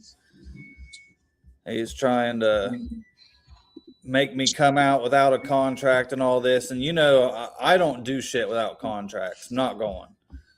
And he was trying his poor heart out. I'm like, dude, I'm not doing it. It's like, if you don't want to do it, I'll buy someone else's house. Then he said, send it. How's Beard doing with his? Oh, fuck. They suck. We got another walkthrough coming up on one of them, but it's hard. They're owner occupied, Hey, so it's a Mr. little hard. Hey, Kamisha, it's Caesar. Yeah, you and I were texting each other a little bit ago about your property on Tequesta Court He's trying to get that out in on Jacksonville. Street. Who's he Yeah, getting? so See, that's he's what still he looking needs to to talk to sell me or what's about. going Fucking on? leads. I don't even know what he's doing, but Yeah, he paid for a lead, and he's trying one down there on Gilmore. I just Oh, got okay. one over on the East End somewhere, but they owe too much. Liberty. Over by like Eastern kind of. Yeah, no, I completely Yeah. understand, and like I said on the text, I am a little bit different. I do have some property, and I just want to make sure that if and when I offload them, that I do cash out myself. So I like to return the favor. That being said, you know, I also being an investor, I also just got to make sure that it's fair to my business. And when I say fair, I don't mean I'm hitting a home run. I'm talking about literally just getting to first base. And if I can get a first base, keep my lights on, and perhaps help you out in, one way or the other, then usually those are the best deals that I have under my belt. So first and foremost, if you don't mind, I mean, how much are you looking to get for this? 210? Okay. All right. So,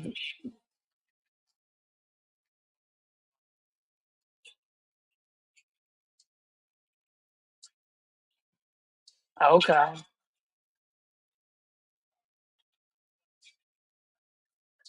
Yeah. Well, I mean, what's a good number for you so then I can see if I can make that work for you?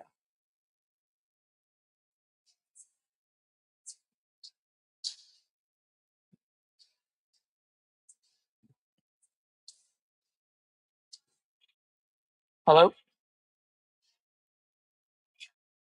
Oh, I lost you there for a second. Um, oh, nothing less than 190. Okay. All right. So 190 is what we're looking at. All right. Let me pull this up real quick. While I'm doing that, can you tell me a little bit what you got going on over there?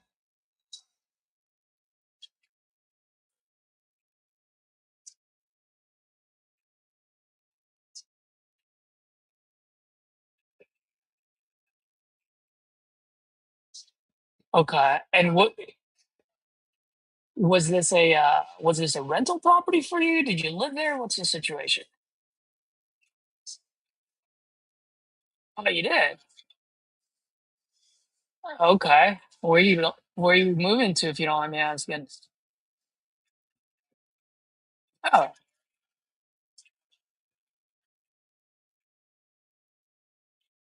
yeah. Tenants and toilets can be quite a bit of a headache. Hey, I see this one room of yours. Is this your daughter's room or something? It's a pink room with a little bit of blue. Wonderful. All right. How long ago did you purchase this property? It looks pretty nice though.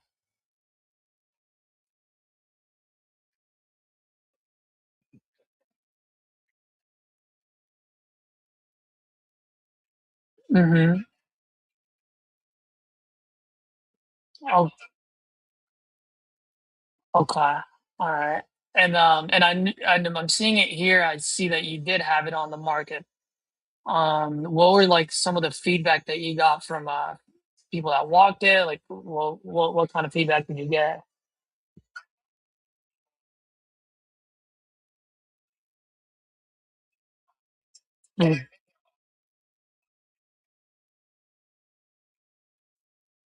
Mm-hmm. I was at and then and you said you're relocating. I mean, when are you looking to move? Are you like under a deadline, or are you moving for work or what?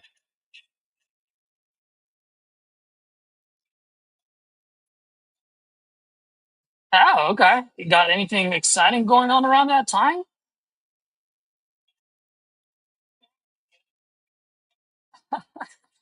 I was just the reason I was asking is like it's quite a ways from now, so I was just wondering if you had a certain if there's a reason why you're moving.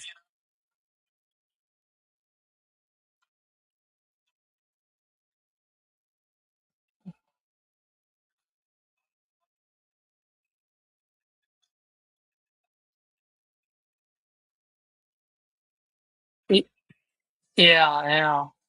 So I'm looking at this. So it sounds like you have your mortgage is around in the 180. So you're not really trying to make anything out of it. You just want just a few thousand bucks in your pocket and call it a day, right? Huh. Well, let me ask you this. I'm more of a cash guy. I like to just get it over with. You sound like a very nice lady, but I'm a commitment phobe. So I like to just do quick cash, call it a day. You walk away, I walk away. We're good to go. Um, that being said, just looking at the price point in the area, that is about retail price. So obviously, you can definitely put it back up on the. Oh,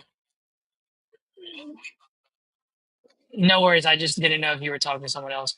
Um, so I was just gonna say, like, yeah, putting it up on the market probably your one option. Another option, if you're open to it. So let me know if you are. If you are, then we can discuss it. I have a yeah, that's the only option right here because it's retail price. I mean, if you're open to it and you get, what is it that you're asking here? Like 5, 10,000 bucks in your pocket? I mean, if someone buys it as subject to, is that something you'd be open to? Yeah. And just by the way, just curious, and yeah, the reason I'm asking too is because, like I said, I'm more of a cash guy. So even if for some reason you decide to sell this on a sub two, I would literally just forward you to my friend who buys all sub two, just because I don't want to deal with it. But just curious, is there any reason why you wouldn't want to do it sub two?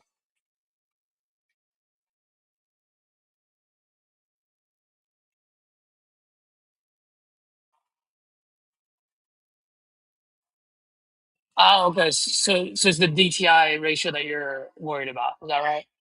Okay. And usually when they buy the sub two, especially for folks like yourself, like when it's time for you to buy another house, I mean, there's a way where it doesn't show up in your DTI. So if it doesn't show up in your DTI and it solves your problem, is that something that you'd be open to or not?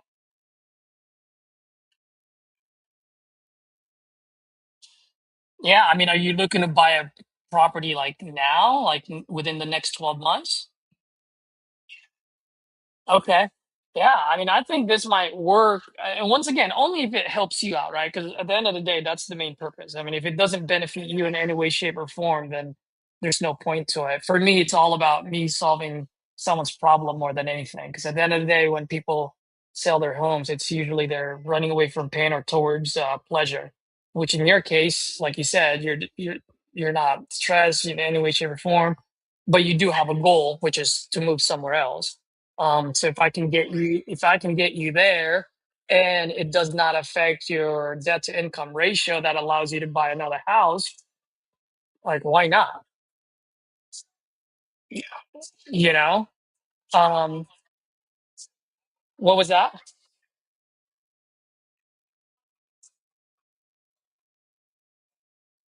So,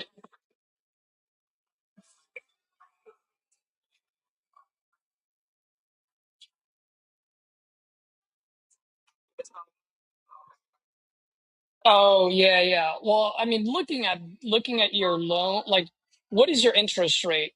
Is it like in the 6%? Yeah, so put it this way, the good news for you is that because it's in the 6%, if my friend decides that this is a good deal for her, I mean, trust me, she's gonna refi as soon as the interest comes down, right? Like it's got to be beneficial. So now, if you were sitting at a 2%, 3%, then I'd probably tell you, it's probably not gonna get refinanced anytime soon. So the fact that you're in the sub 6%, I mean, heck, in the next year or two, if the interest rate comes down to 5% or 4%, I'm pretty sure Felicia is going to be like, okay, I'm going to refinance this sucker right now. Right? There's no point for her to keep a 6% if she can get a 4%. Does that make sense? Yeah. Well, let me ask you this, and then this is just me kind of like, just for shits and giggles, if you don't mind. Let's assume for a second we do this sub two, and my friend Felicia buys it off subject to the existing loan and puts, that extra $10,000 in your pocket. Is that something that will get you to the next spot?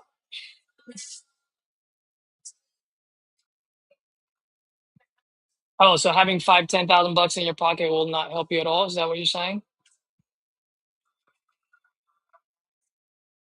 Yeah. Well, I mean,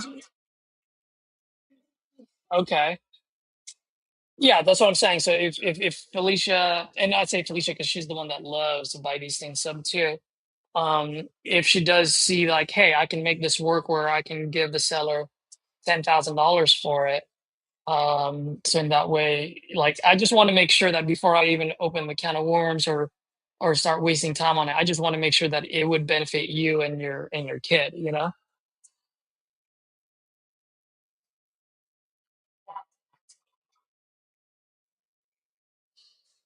Oh, I mean, if you're gonna walk away, you're gonna walk away with, like I said, anywhere between. And the only reason I'm saying be anywhere between 5 to 10 because Felicia's the one that's gonna do it, not me. So, I mean, if you walk away with $10,000 in your pocket, um, and now you can get a new place, and it doesn't hurt your debt to income ratio. Like I said, I just want to make sure that that would be beneficial for you.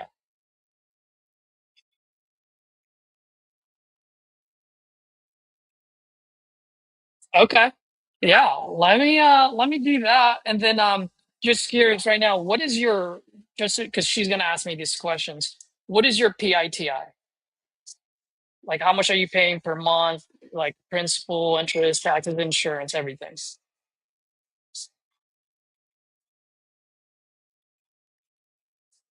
1,800. Okay. And does that include taxes and insurance, or is that separate? It's included. Okay. So is that 1,800 flat or a little bit over 1,800 or shy of 1,800? Oh, it's 1,800 flat. Okay, well that makes sense. All right. And then do you have how many loans do you have on this? Mhm. You only have one loan on this, right? One existing loan? Got it. Okay. And are you behind on any payments at all? Okay, so you're up to current. Okay. So just $1,800. Okay. Why don't I do this? Why don't I and then the pictures that I'm seeing online are these it's gotta be the most current picture since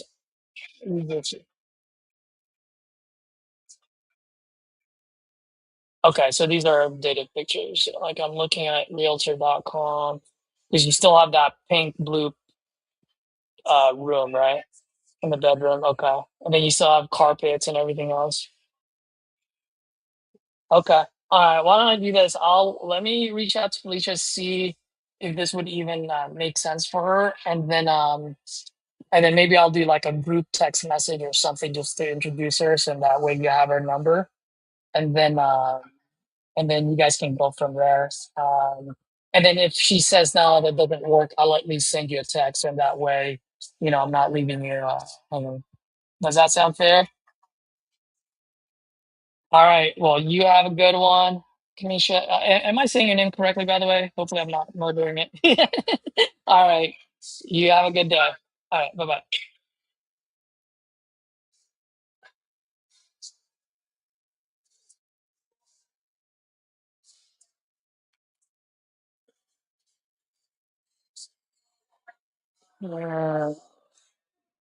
See. Okay, we've got quite a bit of private chat here. Nick, what are you saying? The lead who is on MLS, she can cancel the listing. 3 years behind on payments. Needs to be sub two. Rental market's 1,400.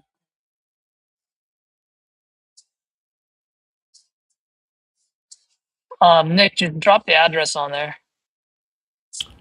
Yeah, let me pull that up. She said that she needs 150, and it just doesn't make Why? any sense. Why does she need 150? She just wants to buy a trailer. How much is the trailer? Well, I assume I didn't ask, but it wasn't gonna work out anyway because I think the highest comp sold for 160, but everything else was like 100. So that's why Yeah, which is fine, but I just want to make sure that you like at the end of the day, it's like the structure of our calls, right? Like you just want to make sure you're not hitting like the check marks, but like yeah. she's behind payments, right? And she owes how Mm. much? I think she owes 132.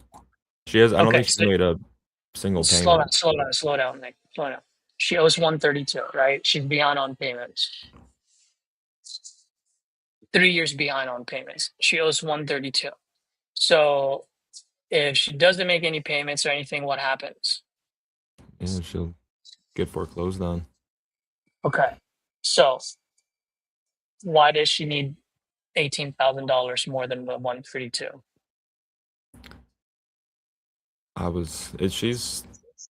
I should have asked more. I tried to ask. She said she needed a trailer. I'm thinking it's not a deal anyway, so I should have kept asking. But Yeah, but why do you think it's not a deal right off the bat? So if you think, well, let me ask you that question. Why do you think it's not a deal right off the bat? because she bought it for 105 in 2021. She wants 150, and she's lived in it. And I see comps between 70 to 100, 105, and another one that might be an outlier that was 160. So I figured I should just let you guys take a look. Maybe it makes sense. She's also listed on the MLS, so I don't know, like, what's the best way to go about that. Okay. All right. Trying to see how I can coach you on all. How But I long can have you been send you listed on the the market? how long. I Yeah, think yeah, yeah. Drop it on the private chat. it was like over 200 days. Let me pull this up. The address. All right. So I'm trying to connect the dots for you. It's been on the market for over 200 days for how much? 177, I think. Okay. So I guess I just got to hear one of your calls. Yeah, I should have unmuted, but Yeah, bro, I you're think you're you're the on. number one priority right now. Just FYI, by the Yeah, way. I don't need to be listening to Edward or Tyler, and neither do these guys need to be listening to me. Um, but we're here to help you, and so keep right. yourself on mute so that way we can help. Because what where I'm trying to get at here, Oh, and I'm gonna make an assumption, is you're too number based. yeah. No, I am. Right? Because two calls now or two different situations where what's the problem that needs to be solved?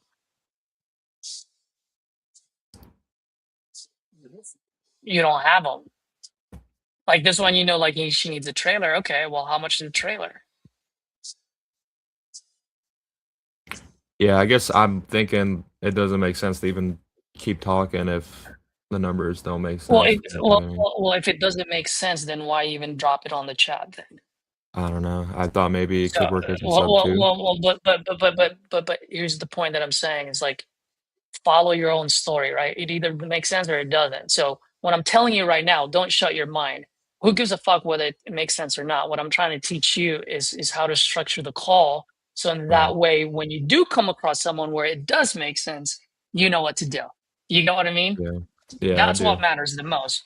So what I'm telling you, it doesn't matter whether you might very well be correct where yeah, it's not worth your time and you end the call quick, right? But at the end of the day, what I want you to start understanding and not just you, by the way, for anyone that's watching, is it's about solving the problem. So what is the problem? And if we don't have a problem solved, who gives a fuck whether it makes sense or not? You didn't do your job because you don't have a Mm, problem that's solved. right. You know what I mean? Yeah, no, you're right. Now, if you're on a call and you go, "Oh shit, Caesar, she owes 150, and all the current market value is at 150," and I shut my mind, then done. Then that's a very good analysis. That was a great call on your part. Conversation ends, right? But if you're like, "Well, this is what she wants," and you can't tell me why she wants that, then that's what I want to correct, whether it's a deal or not. Yeah, you're right. You I you know. you get what I mean there? Like there's Yeah, those are two different scenarios. I think I know why she's behind. I don't know if that's what you're looking for. She said that her husband died and she's on disability. She hasn't made any payments for 3 years, and she just wants her trailer. But yeah, no, I probably should have. I just honestly didn't think about the subject to thing until I posted it. When I looked at the rentals. You're all over the place. I don't give a shit about sub two. The point is Mhm. you had to solve a problem. So what is Yeah. our problem? She's behind. So what's the situation, ma'am? What would happen if no one buys this? What Okay. is it that you're Yeah. trying to accomplish? You trying to get a trailer oh, awesome. Where are you going to? Where's your first stop? Are you gonna be Are you gonna be driving across the country, or are you just getting a trailer to park it somewhere? Like, what's the situation? Do you have your eyes picked out on a trailer?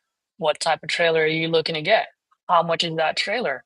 Are you gonna buy it cash, or are you gonna put a down payment on it and make payments? How are you gonna make payments if you're disabled? Do you Yeah. see all the questions that I'm thinking of right now? And all Yeah. those questions are based on what? On her situation and where she wants to go. Because once I know all of that, then now listen, Nick. See, this is the reason why you're not. There's a reason why you're not paying attention to me. So if you're not paying attention to I me, you're not am. paying attention to the seller. Okay, cool. So the point is, and this took us a while. I know it Mm. took Edward a while. I know probably Tyler. I mean, I can't speak for these guys, but it took me about a year and a half. Where before I would always look at comp, comp, comp. I'm looking at where I need the numbers to be. And then, only then, I would go and see how can I solve the seller's problem. And by that time, I missed all the moments of truth because I wasn't listening. Where now my mind is here first, where I listen to the seller first to figure out why are they selling to begin with. Once I know what that is, and meaning when I say I know what that is, meaning I have tangibles like the trailer. Well, how much is that trailer? Is that trailer going to be paid in cash? Is it going to be down payment? If it's going to be down payment, how much down payment does she need? How much monthly payment is she going to be making? Blah, blah, blah, right? I'm getting all the tangibles. Once I have that grocery list of items that needs to be accomplished, I look at that total number. Then and only then I start comping to see if I can make it work. Okay. Do you see the difference there? Yeah. Yeah, I do. Right. So if we focus on solving their problem, that's good. So the only thing that I look now is like, dude, is there enough equity or there isn't? Because if there isn't any equity, then you're absolutely right, Nick. If there isn't any inequity, all of this doesn't matter because we can't be a solution. Right. But if I look and it hasn't been on the market, there is no mortgage, or if there is, oh, there's a huge equity. Okay, I'm here first versus going to the other side. Right. All right. No, thank you. That helps a lot. I do look straight at the numbers, and if it's way off, I always just kind of stop listening. So I gotta, That's right. yeah, That's right. So when you do that, you're fucked. So then you might as well not even pick up the phone yeah, because remember, out of 10, one of them is going to be the right price, but the other 9 are wrong. Okay. Not to mention the first number they tell you is a fuck off number anyway. So you're shutting your mind is shutting off of a fuck off number. You're shutting off your mind off of a fantasy number. Just think about that. yeah, Just imagine all the opportunities you missed out because your mind said it's not a deal. And you're saying it's not a deal because of the first number they give you. mm, yeah, First number is yeah. always a fantasy number. You know why it's a fantasy number? I don't know. They're trying to not give out the first number, trying to give you anchor high. Yeah, that's right. Exactly. So if you know that, then why do you believe and listen to the first number? Yeah, you're right. A lot of the times I try to get that real number, but a lot of them stick to that number the whole time. Yeah. So So maybe it's so me. so so so so, so why do you fail when you say you try? How do you try? I'll ask like, "Oh, what's your goal? Like, how come you're looking for that number? Like, what are you trying to do?"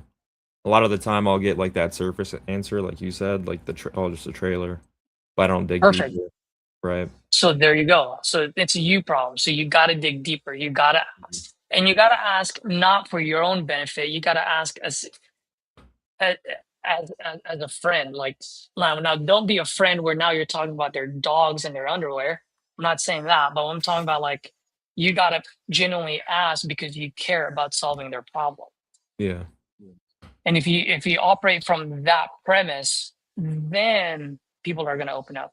No one's going to open up to you if you don't care.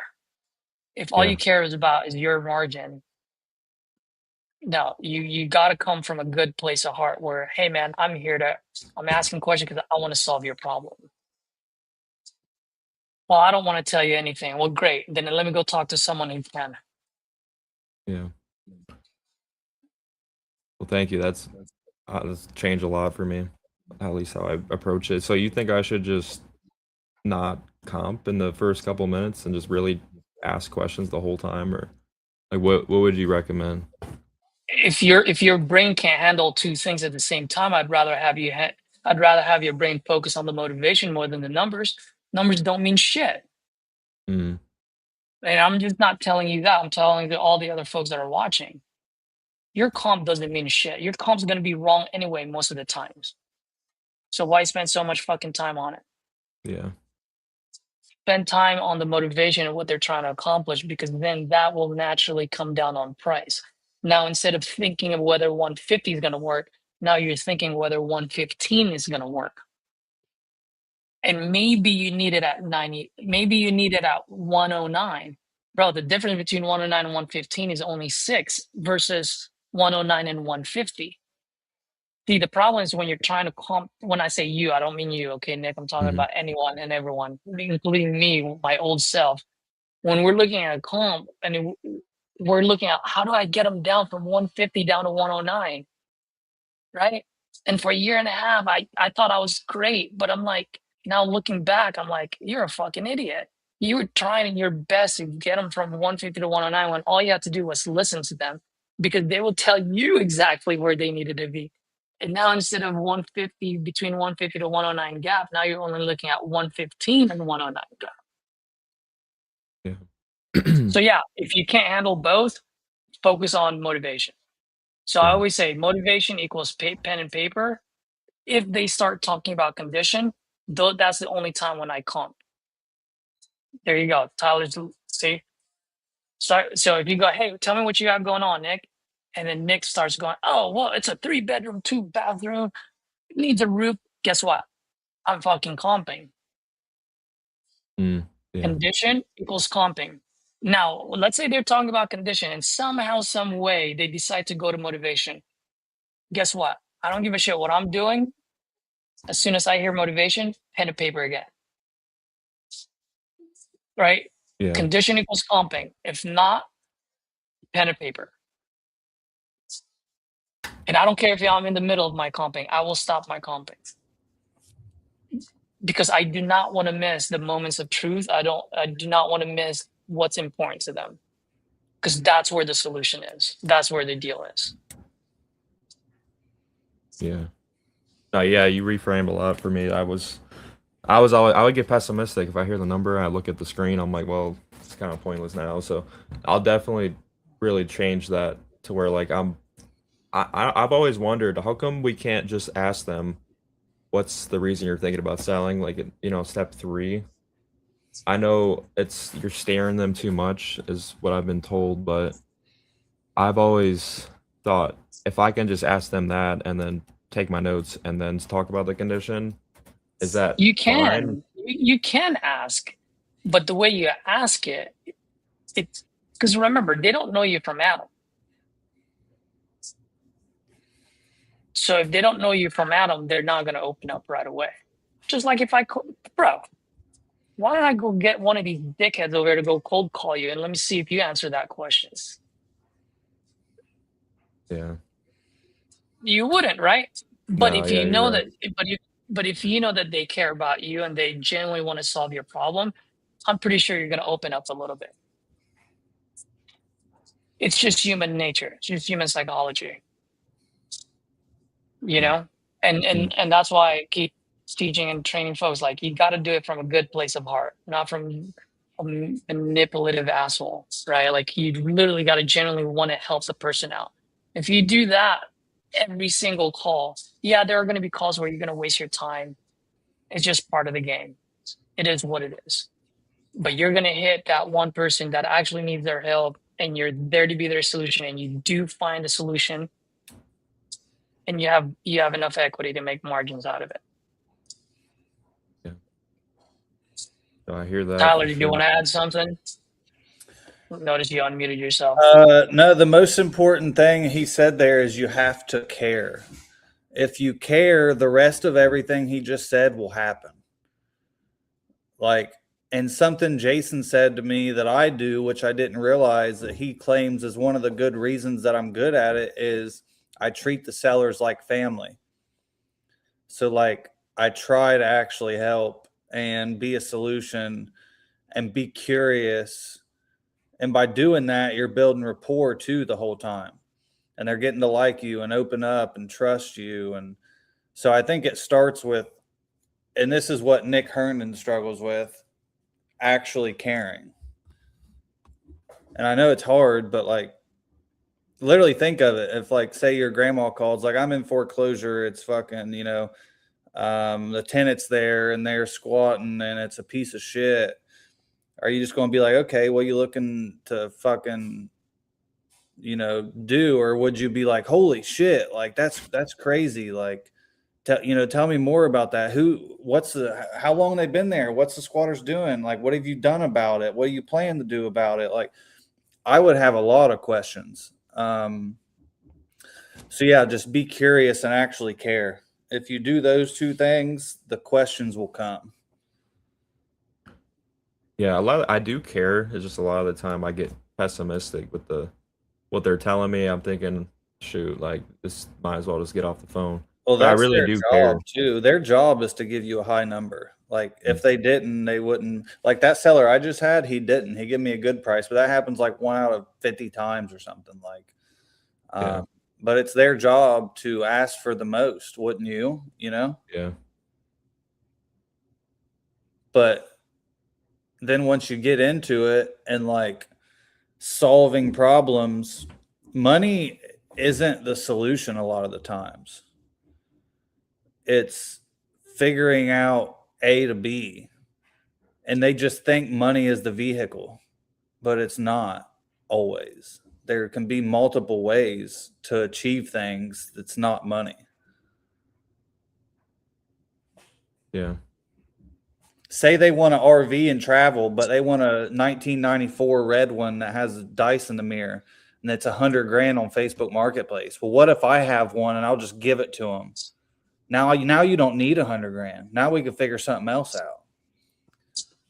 Yeah.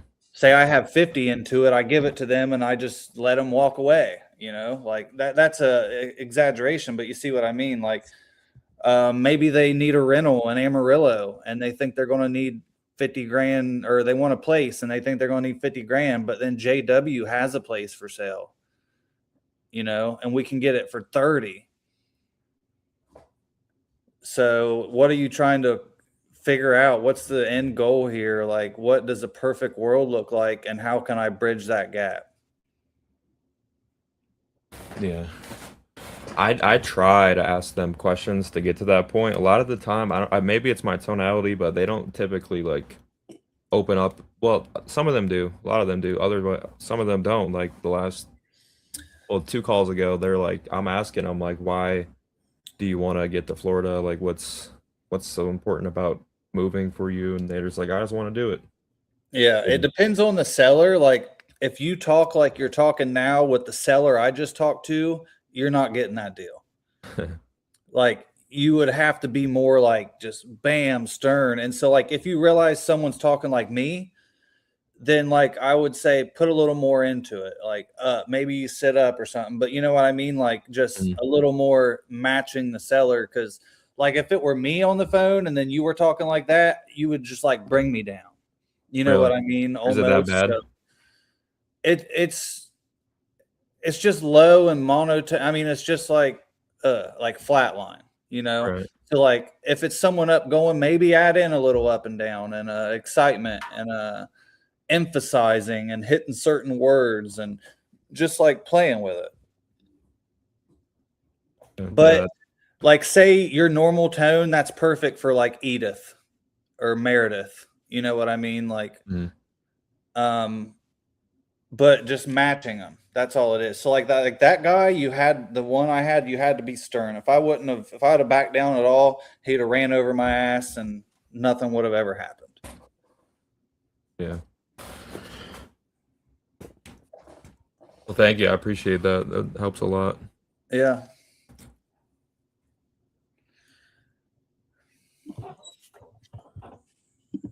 Tyler, that guy that you were talking to earlier, it sounded so good until it's like, I want $1,000 in my pocket. I was like, like literally Yeah. the spidey senses started going up, and then Yeah. the conversation just went sideways after that. I was like, Yeah, it did. It went from fucking going good like this to like boom.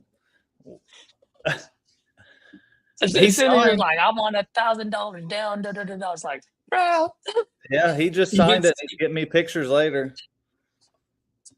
let's go, baby. So I'm gonna dispo that. I want to dispo it now, but I don't have pictures. Oh, Tyler, I just signed up for Steven's submission link pictures. It's fucking amazing. The Steven photo from scholarship. TU. Yes. I don't know if you've used it, but Edward and I just started using it. It is amazing, dude. That's good. It's All only right. $29 a month. It's literally one speed to lead. That's sick. And you just send them a link. Send them a link. There's no they don't need to download an app or anything. And then the pictures they're taking, it now doesn't take up space in their on their phone. What's cool about it is like if they say 2-bedroom, 1-bathroom, then it's gonna say bedroom 1, Oh, bedroom that 2, word calling Joe. bathroom 1. If it's 3-2, then it's gonna go bedroom 1, bedroom 2. Like it's dynamic based on what they put in. Hello, this is Edward. Is this Joy? Joe, yes. Oh, okay, great. Yeah, it looks like you had reached out to us through I believe it was Facebook about selling your property there on Koenig. Was that still something you were considering? Yes. Okay, awesome. And just to confirm,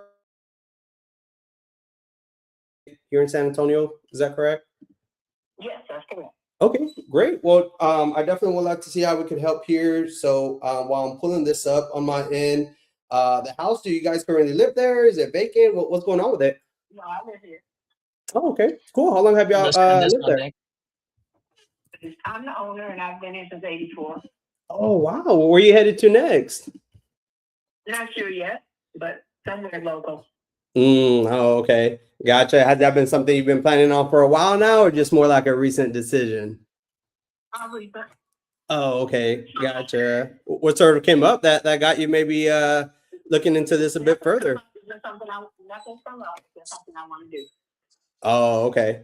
Gotcha. Well, can you tell me a little bit about it? What you got going on there? Okay, hold on a moment. Mm-hmm. I have to turn this down. Sorry, where's the remote, baby?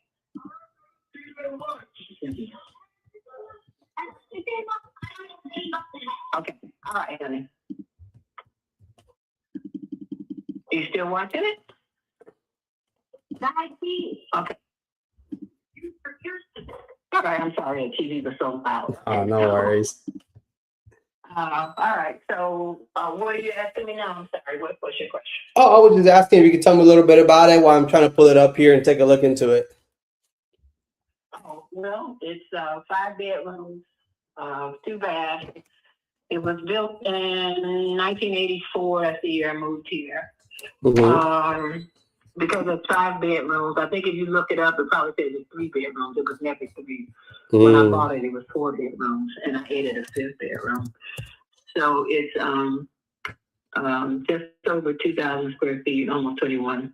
10 rooms. I put on a roof last year in 2025. I did a bathroom remodel.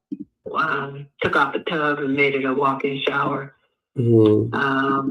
All the floors have been redone to laminate floors, no more carpet. A new AC was put in 2021. Probably did the water heater the same year. Foundation repair in 2022. Installation and an air handler was done the same time the AC was put in. Attic installation of the blow-in stuff. That was done in 2021. All the windows have been replaced within the last 10 years and have a lifetime warranty with Window World. Oh, nice. New roof was done in 2025. I had it painted, the outside painted. this year and had gutters put on the front this year. Hmm.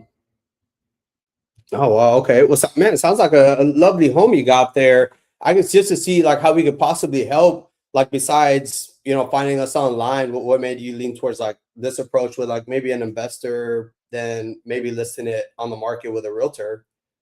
I'm just doing a comparison because sure, it's always nice to do the easy way out if I don't lose money on it. Not a considerable amount of money. I mean, I know I would lose some, but there's some repairs that I either need to do or consider selling it to you guys and not doing the repairs.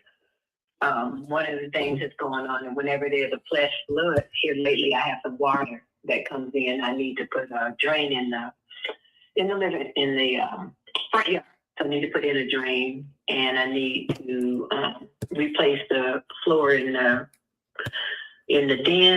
living room, and replace the floor in the bathroom. So a couple things like that. So probably talking about I don't know, maybe $8,000 or $9,000 in repairs that I need to do. So I was just considering, do I want to do those repairs or do I just want to sell it without doing the repairs? Right. Yeah. Like, okay. So like if you're listed, just having to do that repairs and stuff like that. Okay.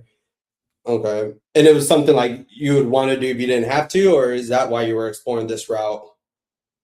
No, I'm just making a comparison. It's not the things that I've done a lot of work in this house over the years, so I'm not looking to compare.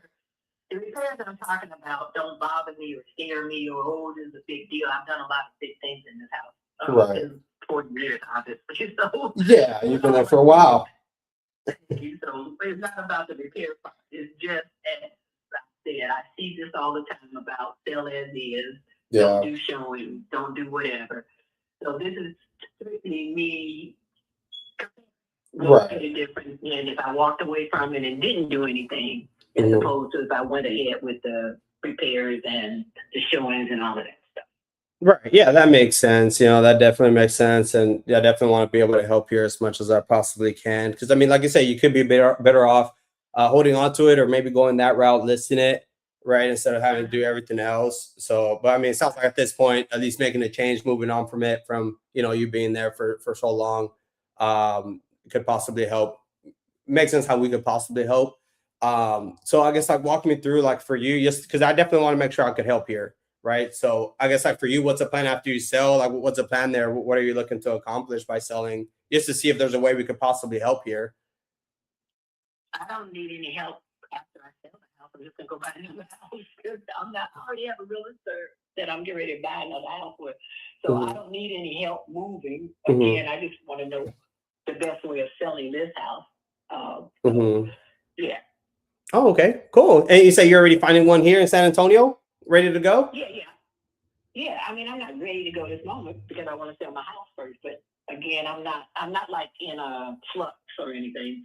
Right. It's just like I mentioned, I'm only asking you what you guys would offer me. Right. And I can make a decision whether or not I want to go the traditional route or if I want to just do a sale to you guys or somebody like you and move on. Yeah, of course. And don't worry, like we are trying to, like we do have a couple of different ways to try to get you as much as we possibly can. And last thing we want to do is like if offers come in less than what you're looking for or what you need, I just tell you, right, and save us a little bit of time. So I guess just to help me understand, I mean, it seems like you already have a place lined up, contingent upon selling this one. So I guess walk me through. I mean, starting with the other house. I mean, how much do you feel like you would need from this one to be able to move into the next property? This house has nothing to do with me moving to a new house.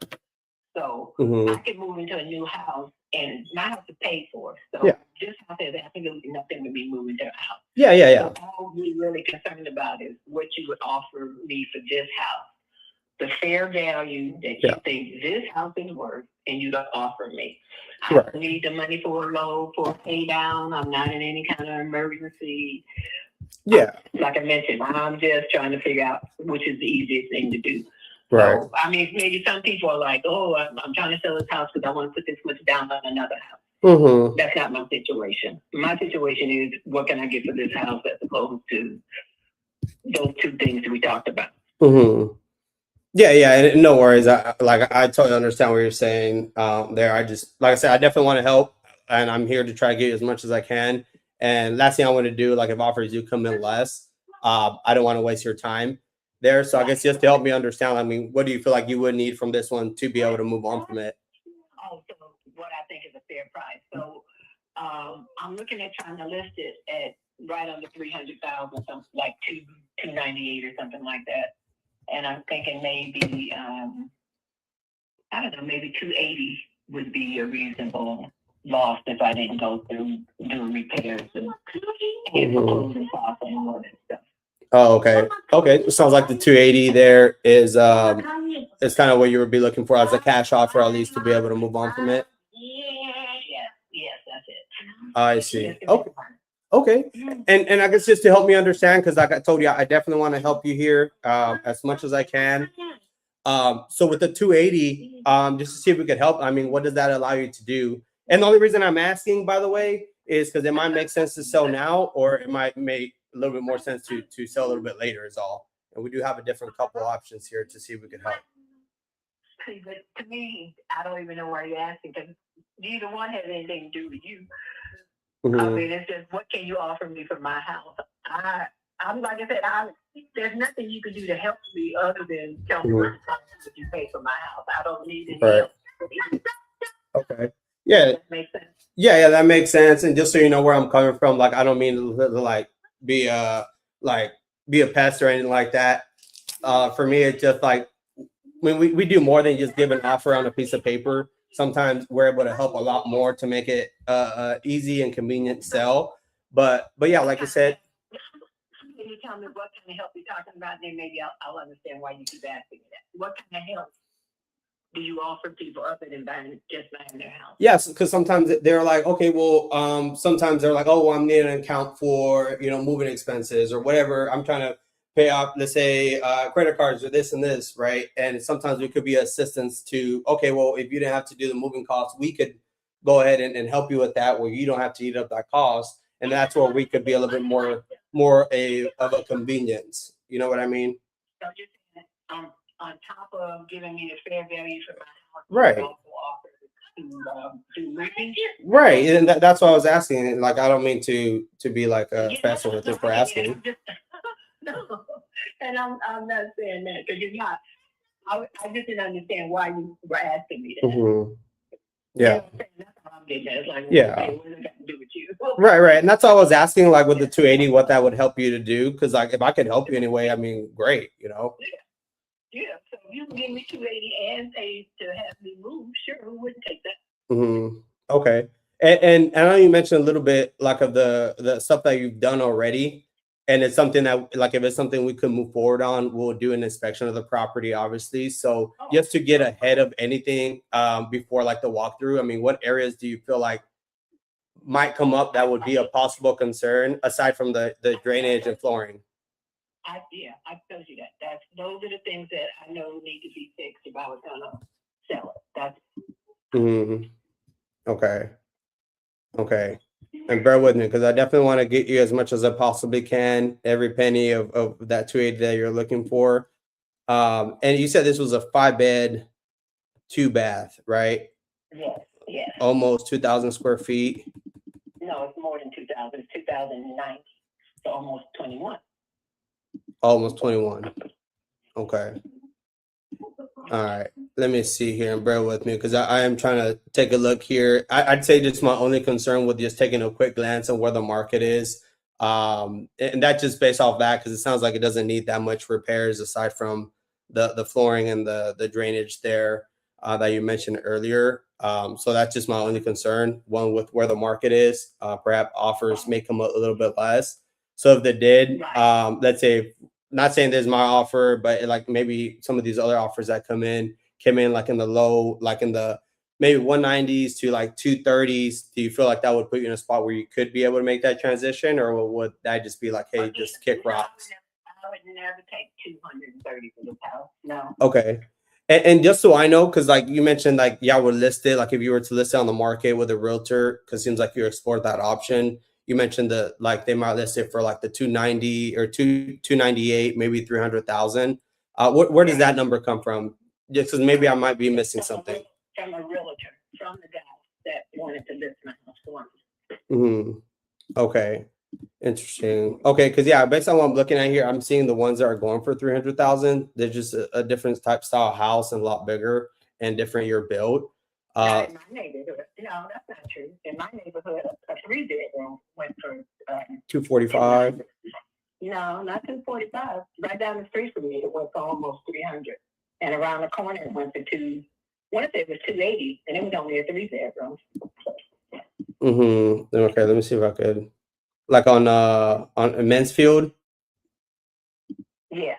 Mansfield. Okay, let me see that one. Okay, you say the 3-bed, 2-bath there. Okay, let me see how much that went for.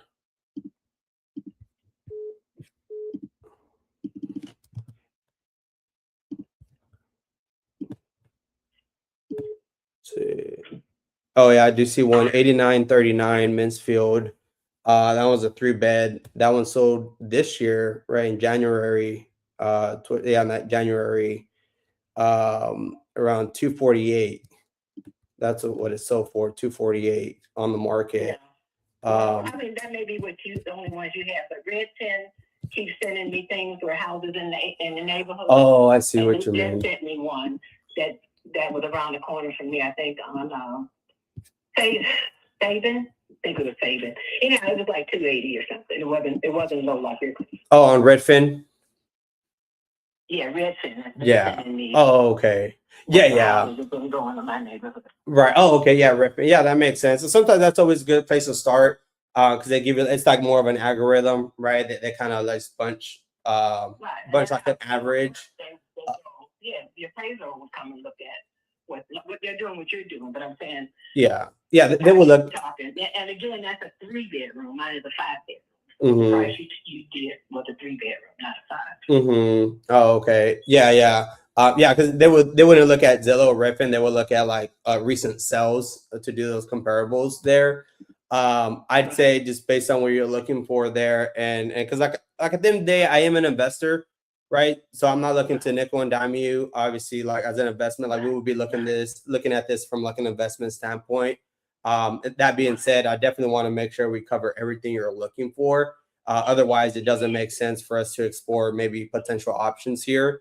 So just to see, yeah, and I'm not looking to get rich off of a deal. No, like don't get me wrong either. Definitely want to make sure I'm able to make it a win-win scenario here for you. So just to see if like maybe there's any possible way where we could possibly help. I guess like for you, at the end of the day, what is it that you're absolutely looking to accomplish by selling this property? Just to see if we could help. Making money by selling my property.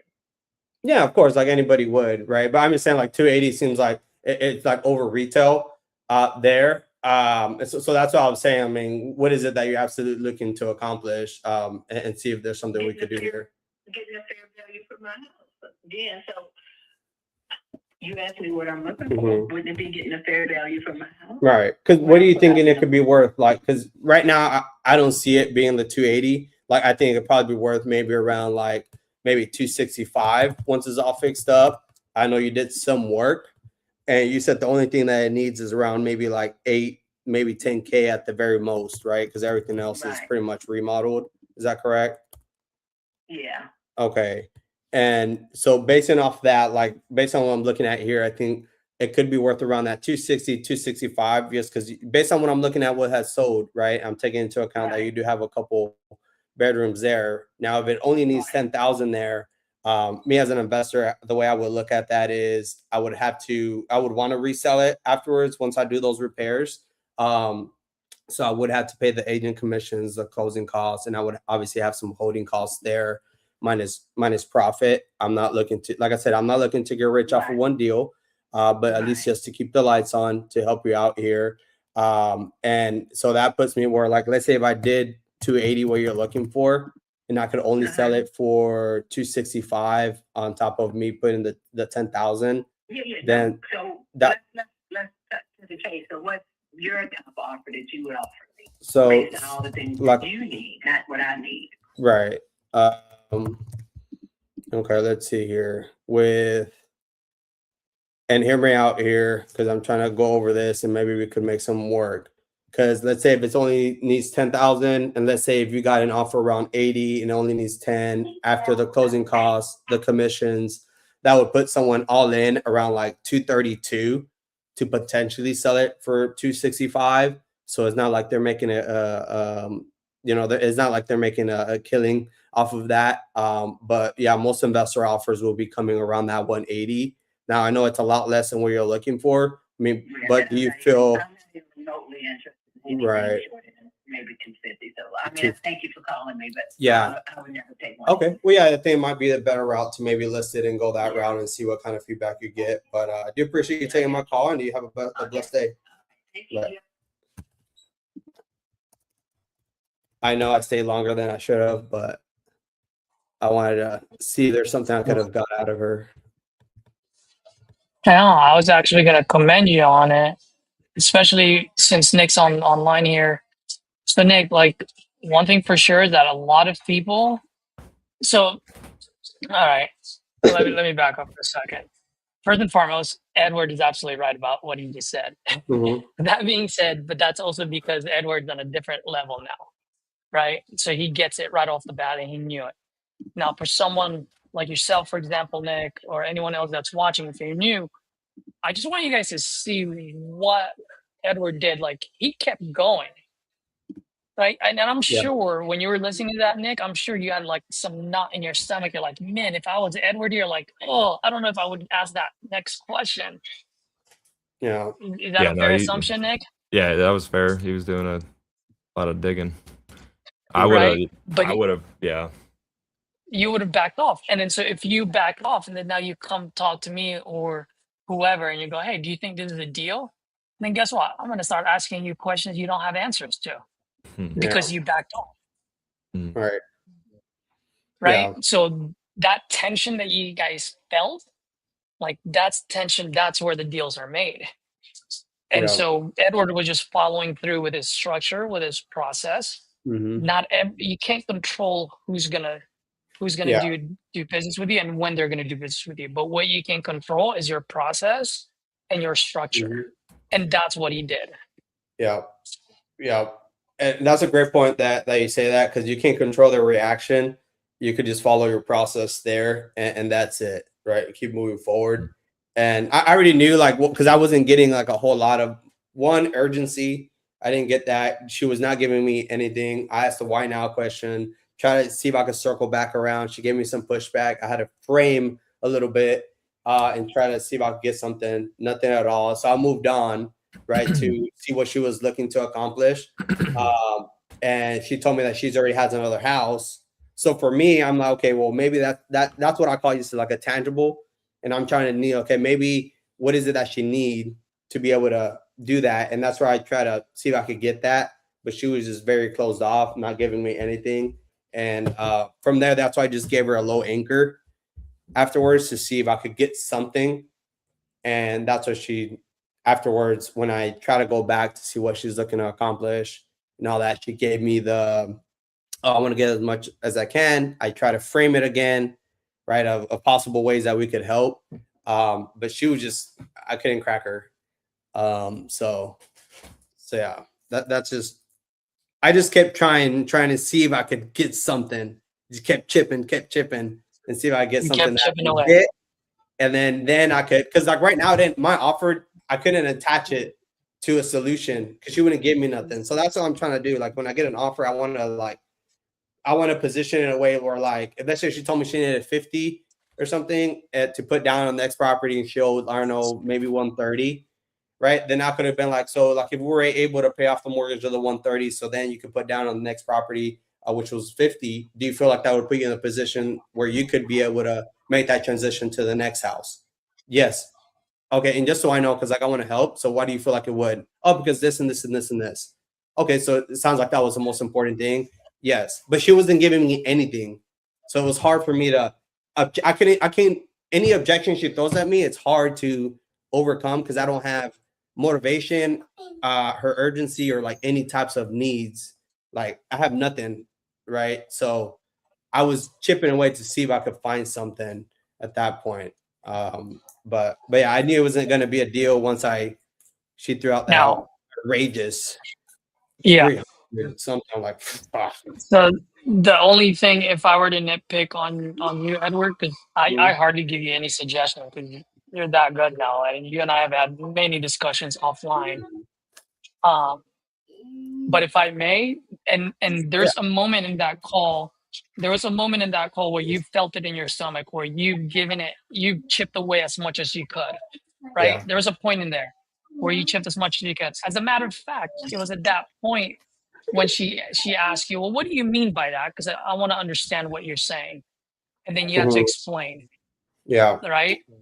At that point, I think after you explained and when she realized what you're doing and then you tried again and she still didn't give you anything, at that point, I think that's when you needed to switch to my style. The educating and then false safe. Educating with her number and then fail safe. And Well, then that's what once I the fail tried, but she shut me off with the 280. but She was like, shut me off. She was like, oh, well, just give me your number. Just give me your number. And I felt like I should have gone but it back was to too but it was too late yeah. because what I'm saying was like you push, which once again I'm 100% for it.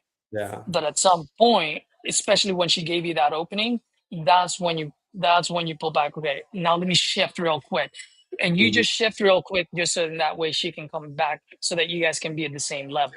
Once Yeah. you're in the same level, then you go ahead and shift back to what you're doing. Why? Right. Because at that point, if you guys are in the same level, now you've earned the right to go back to your style Right. because now you're in the same level now. Mm-hmm. Yeah. No, I agree. Yep. That's Yeah. the only thing. Like you don't have to mix both. Keep doing what you're doing, but this is one of those where it's like, okay, let me just shift real quick, get her from Mars back to Earth, and once she's back to Earth, then go back to what you're doing, to what you Yeah. do best. Yeah. Yeah. That's my only thing there, Yeah. because you like to do a lot of these, which is fine. That's your style, and you do really well on that. But at some point, like for this one, and this is like 1 out of 10, right? But you Yeah. just got to know when that one happens and you go, boom, shifts. And now you just go point A, point B, point C. And then from there, start doing this again. Mm-hmm. Yep.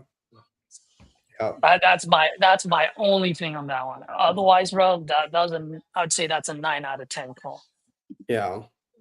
Heck yeah. Yeah. I'm just gonna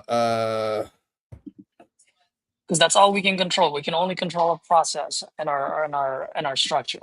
right. Yeah. But Nick, if you don't mind, since you're on here, and this is the reason why you hopped on, if you were to take one, maybe two key takeaways from that call, what would it be? Well, what I noticed was what, like he was saying, I don't see him looking through the comps. I see him sitting back and just talking and listening. And I know if I'm watching myself, it's totally different.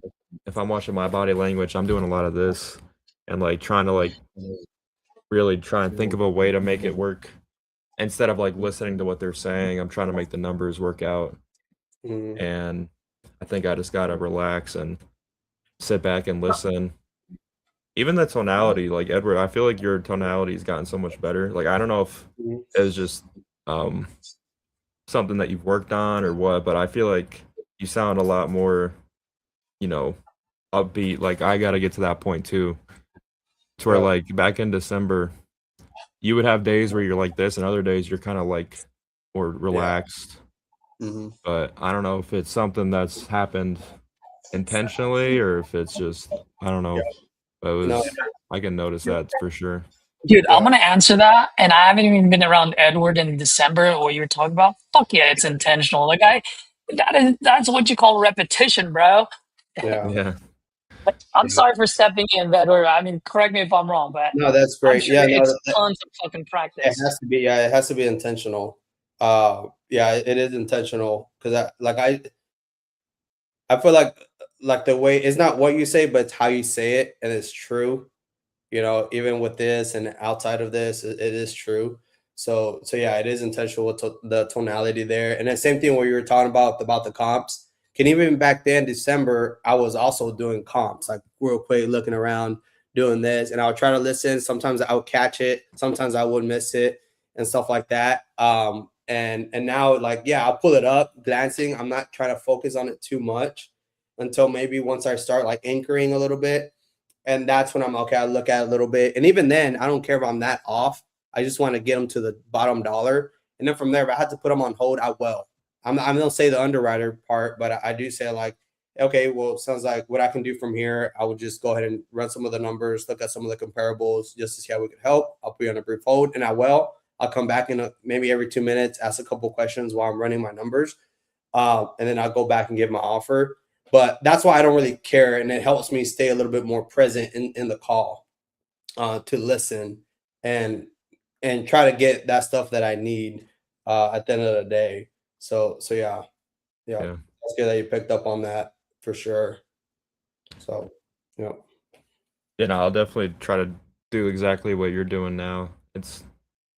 I think it's really helped a lot. I've totally changed my way I'm thinking on the calls moving forward. I'm trying to get some of my leads on the phone so you guys can hear me, but I bought like 3 or 4 today, and I only got one on the phone, which was the one that I sent in the chat.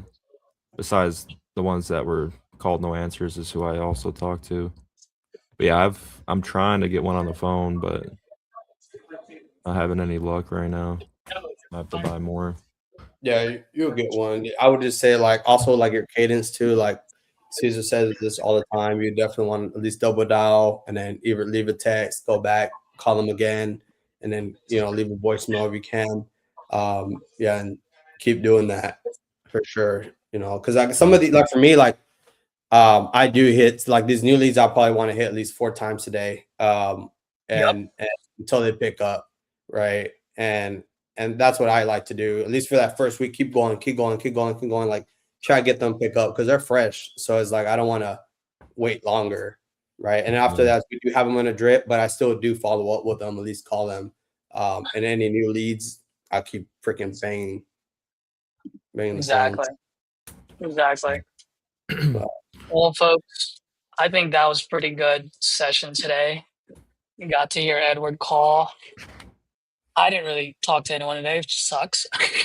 Had 14 leads and I literally haven't gotten a hold of anyone. And each time I've already called 4 times. So I'm gonna take a little break, I'm gonna take a little lunch.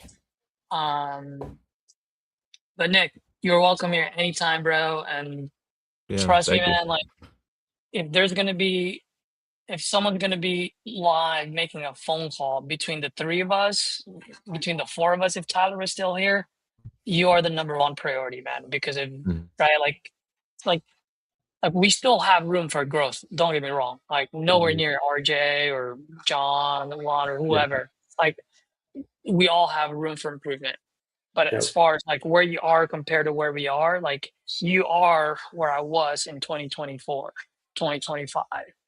Right. And so we want to make sure that you grow and catch up to us. Right. And when I say catch up to us, it's just like, once again, it's not like we're the best. It's just we're in a different level now. And so my goal is that if you hop on, I really want to hear your calls. And that way we can give you feedback so that your growth, so we can accelerate your growth.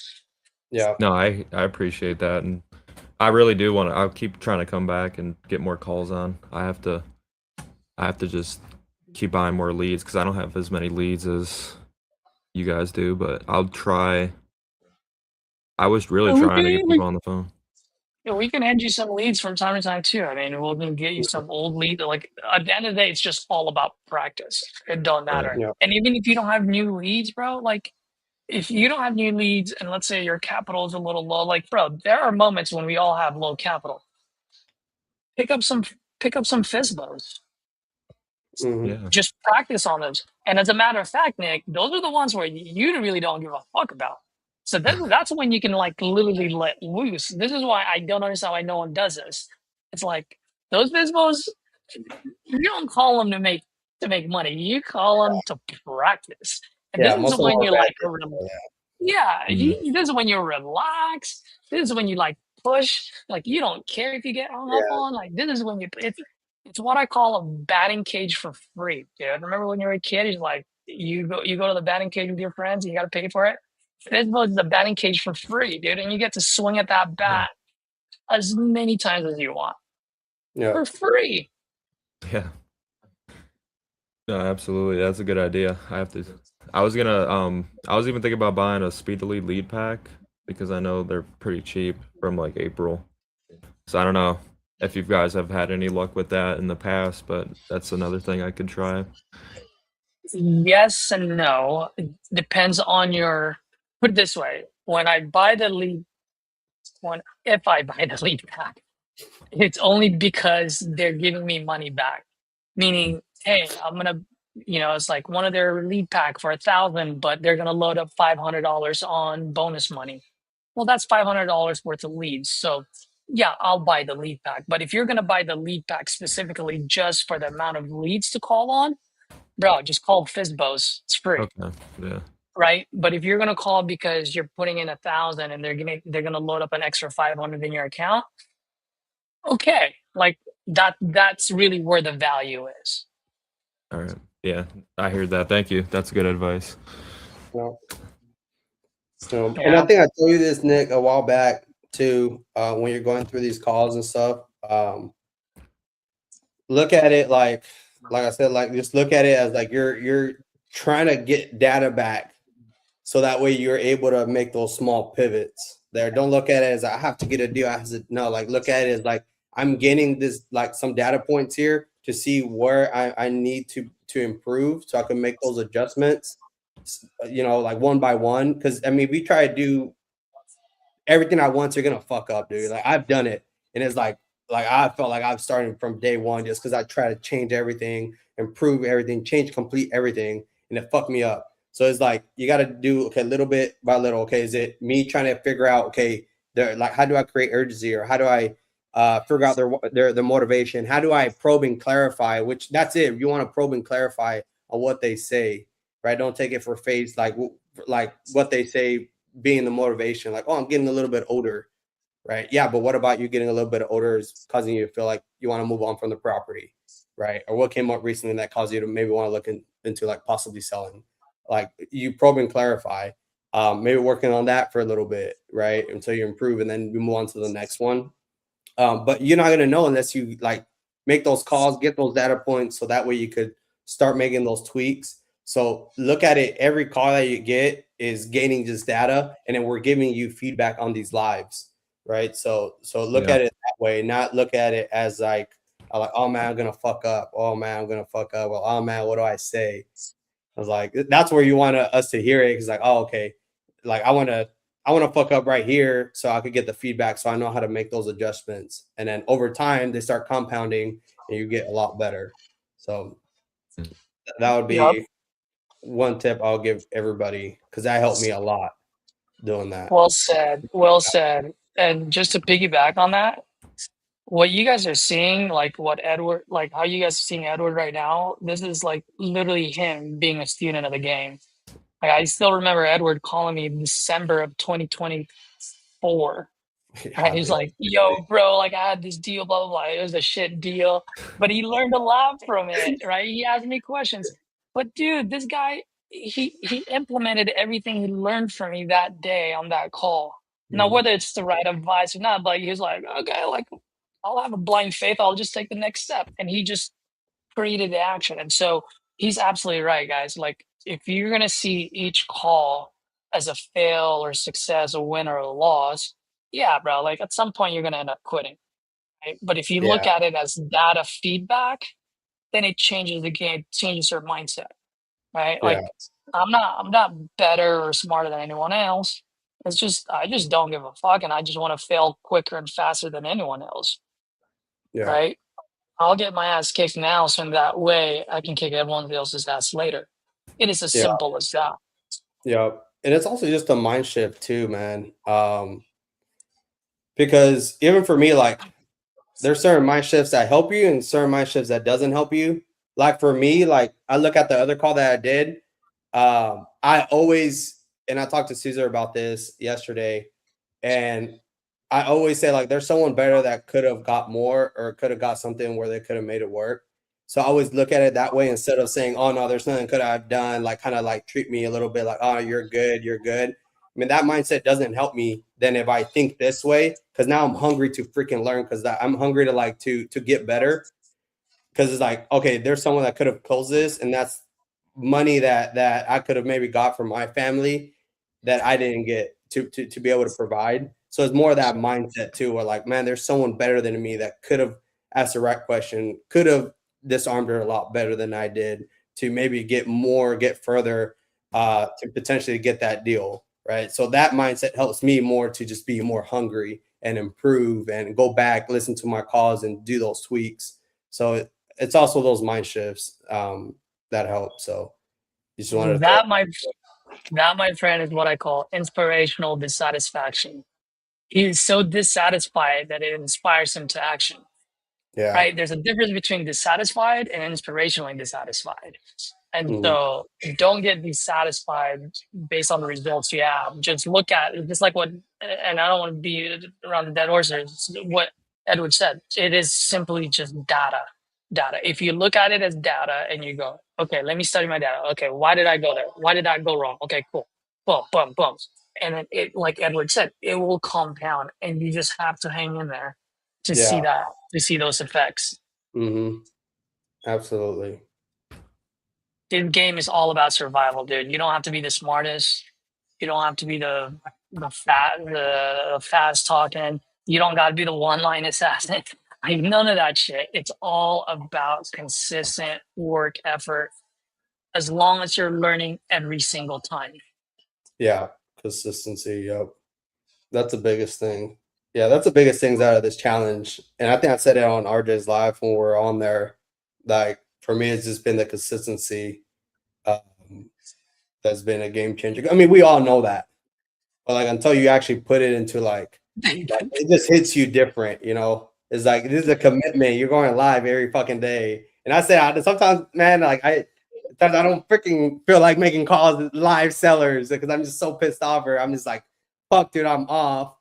And but like it's just consistency and it's like, you know, it's just that commitment you have and sometimes you know a bad day doesn't equal a bad week, right? Or a bad morning doesn't equal a bad afternoon because there's times where it was a bad morning. I ended up getting 2 contracts that day. So yeah, it's just showing up.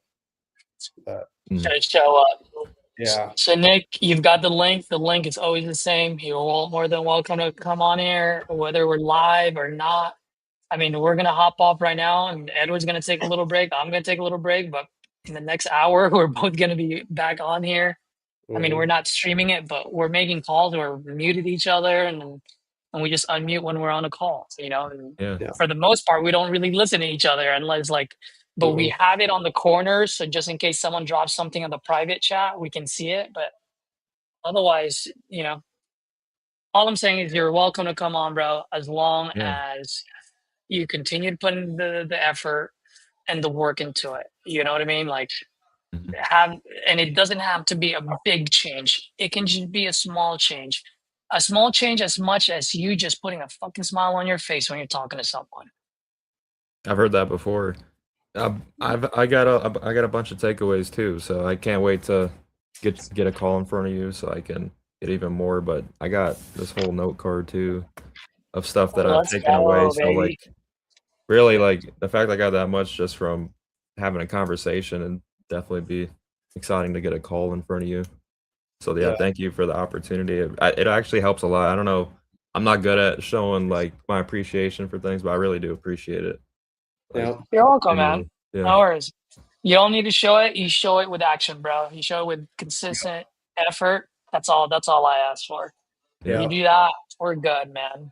You don't, and I'm like, oh, Ralph. Yeah. Come on, man. Come on, bro. Come on. Because I can get pretty rough, and I'm very nice on this video, but I can get pretty rough. It doesn't bother me if you want to do that. I mean, I played football, so I've always had rough coaching my whole life, so nothing really matters, you know. I was talking to someone, and I'm gonna leave with this. I was talking to someone the other day, and this person said something. I'm like, "Congratulations, you're a glorified VA." That's crazy. Right? And you can tell like just the energy just shifted. And I go, "You're pissed, aren't you?" She's like, "Yeah." I'm like, "Good. Be so fucking pissed the next time you actually ask better questions." Right? And she knew what questions to ask. She just didn't ask them. Why? Because she had that knot in her stomach where I may be prying or I'm pushing too much. No, push, motherfucker, push. Because once you realize, oh, I can actually push the envelope, then all of a sudden it's like, dude, that one extra question becomes two extra questions, it becomes three extra questions. It becomes the Edward that you just saw in that last call where it was like, ugh. Even me with all the experience that I have, I was like grinning in here. I'm like, oh, Edward, like he just kept going. But bro, like I appreciate that. I gotta give him credit for that because Edward repeats that 10 times, bro. There's gonna be one or three of them that he's gonna break down. Yeah. Right? He doesn't care who he breaks down, but he's gonna break someone down. Yeah. Cool. Well, folks, hopefully this was great. We'll be back on tomorrow. Nick, you're welcome anytime, like I said. For everyone else that's watching, as always, speed and volume, speed and freaking volume. Let's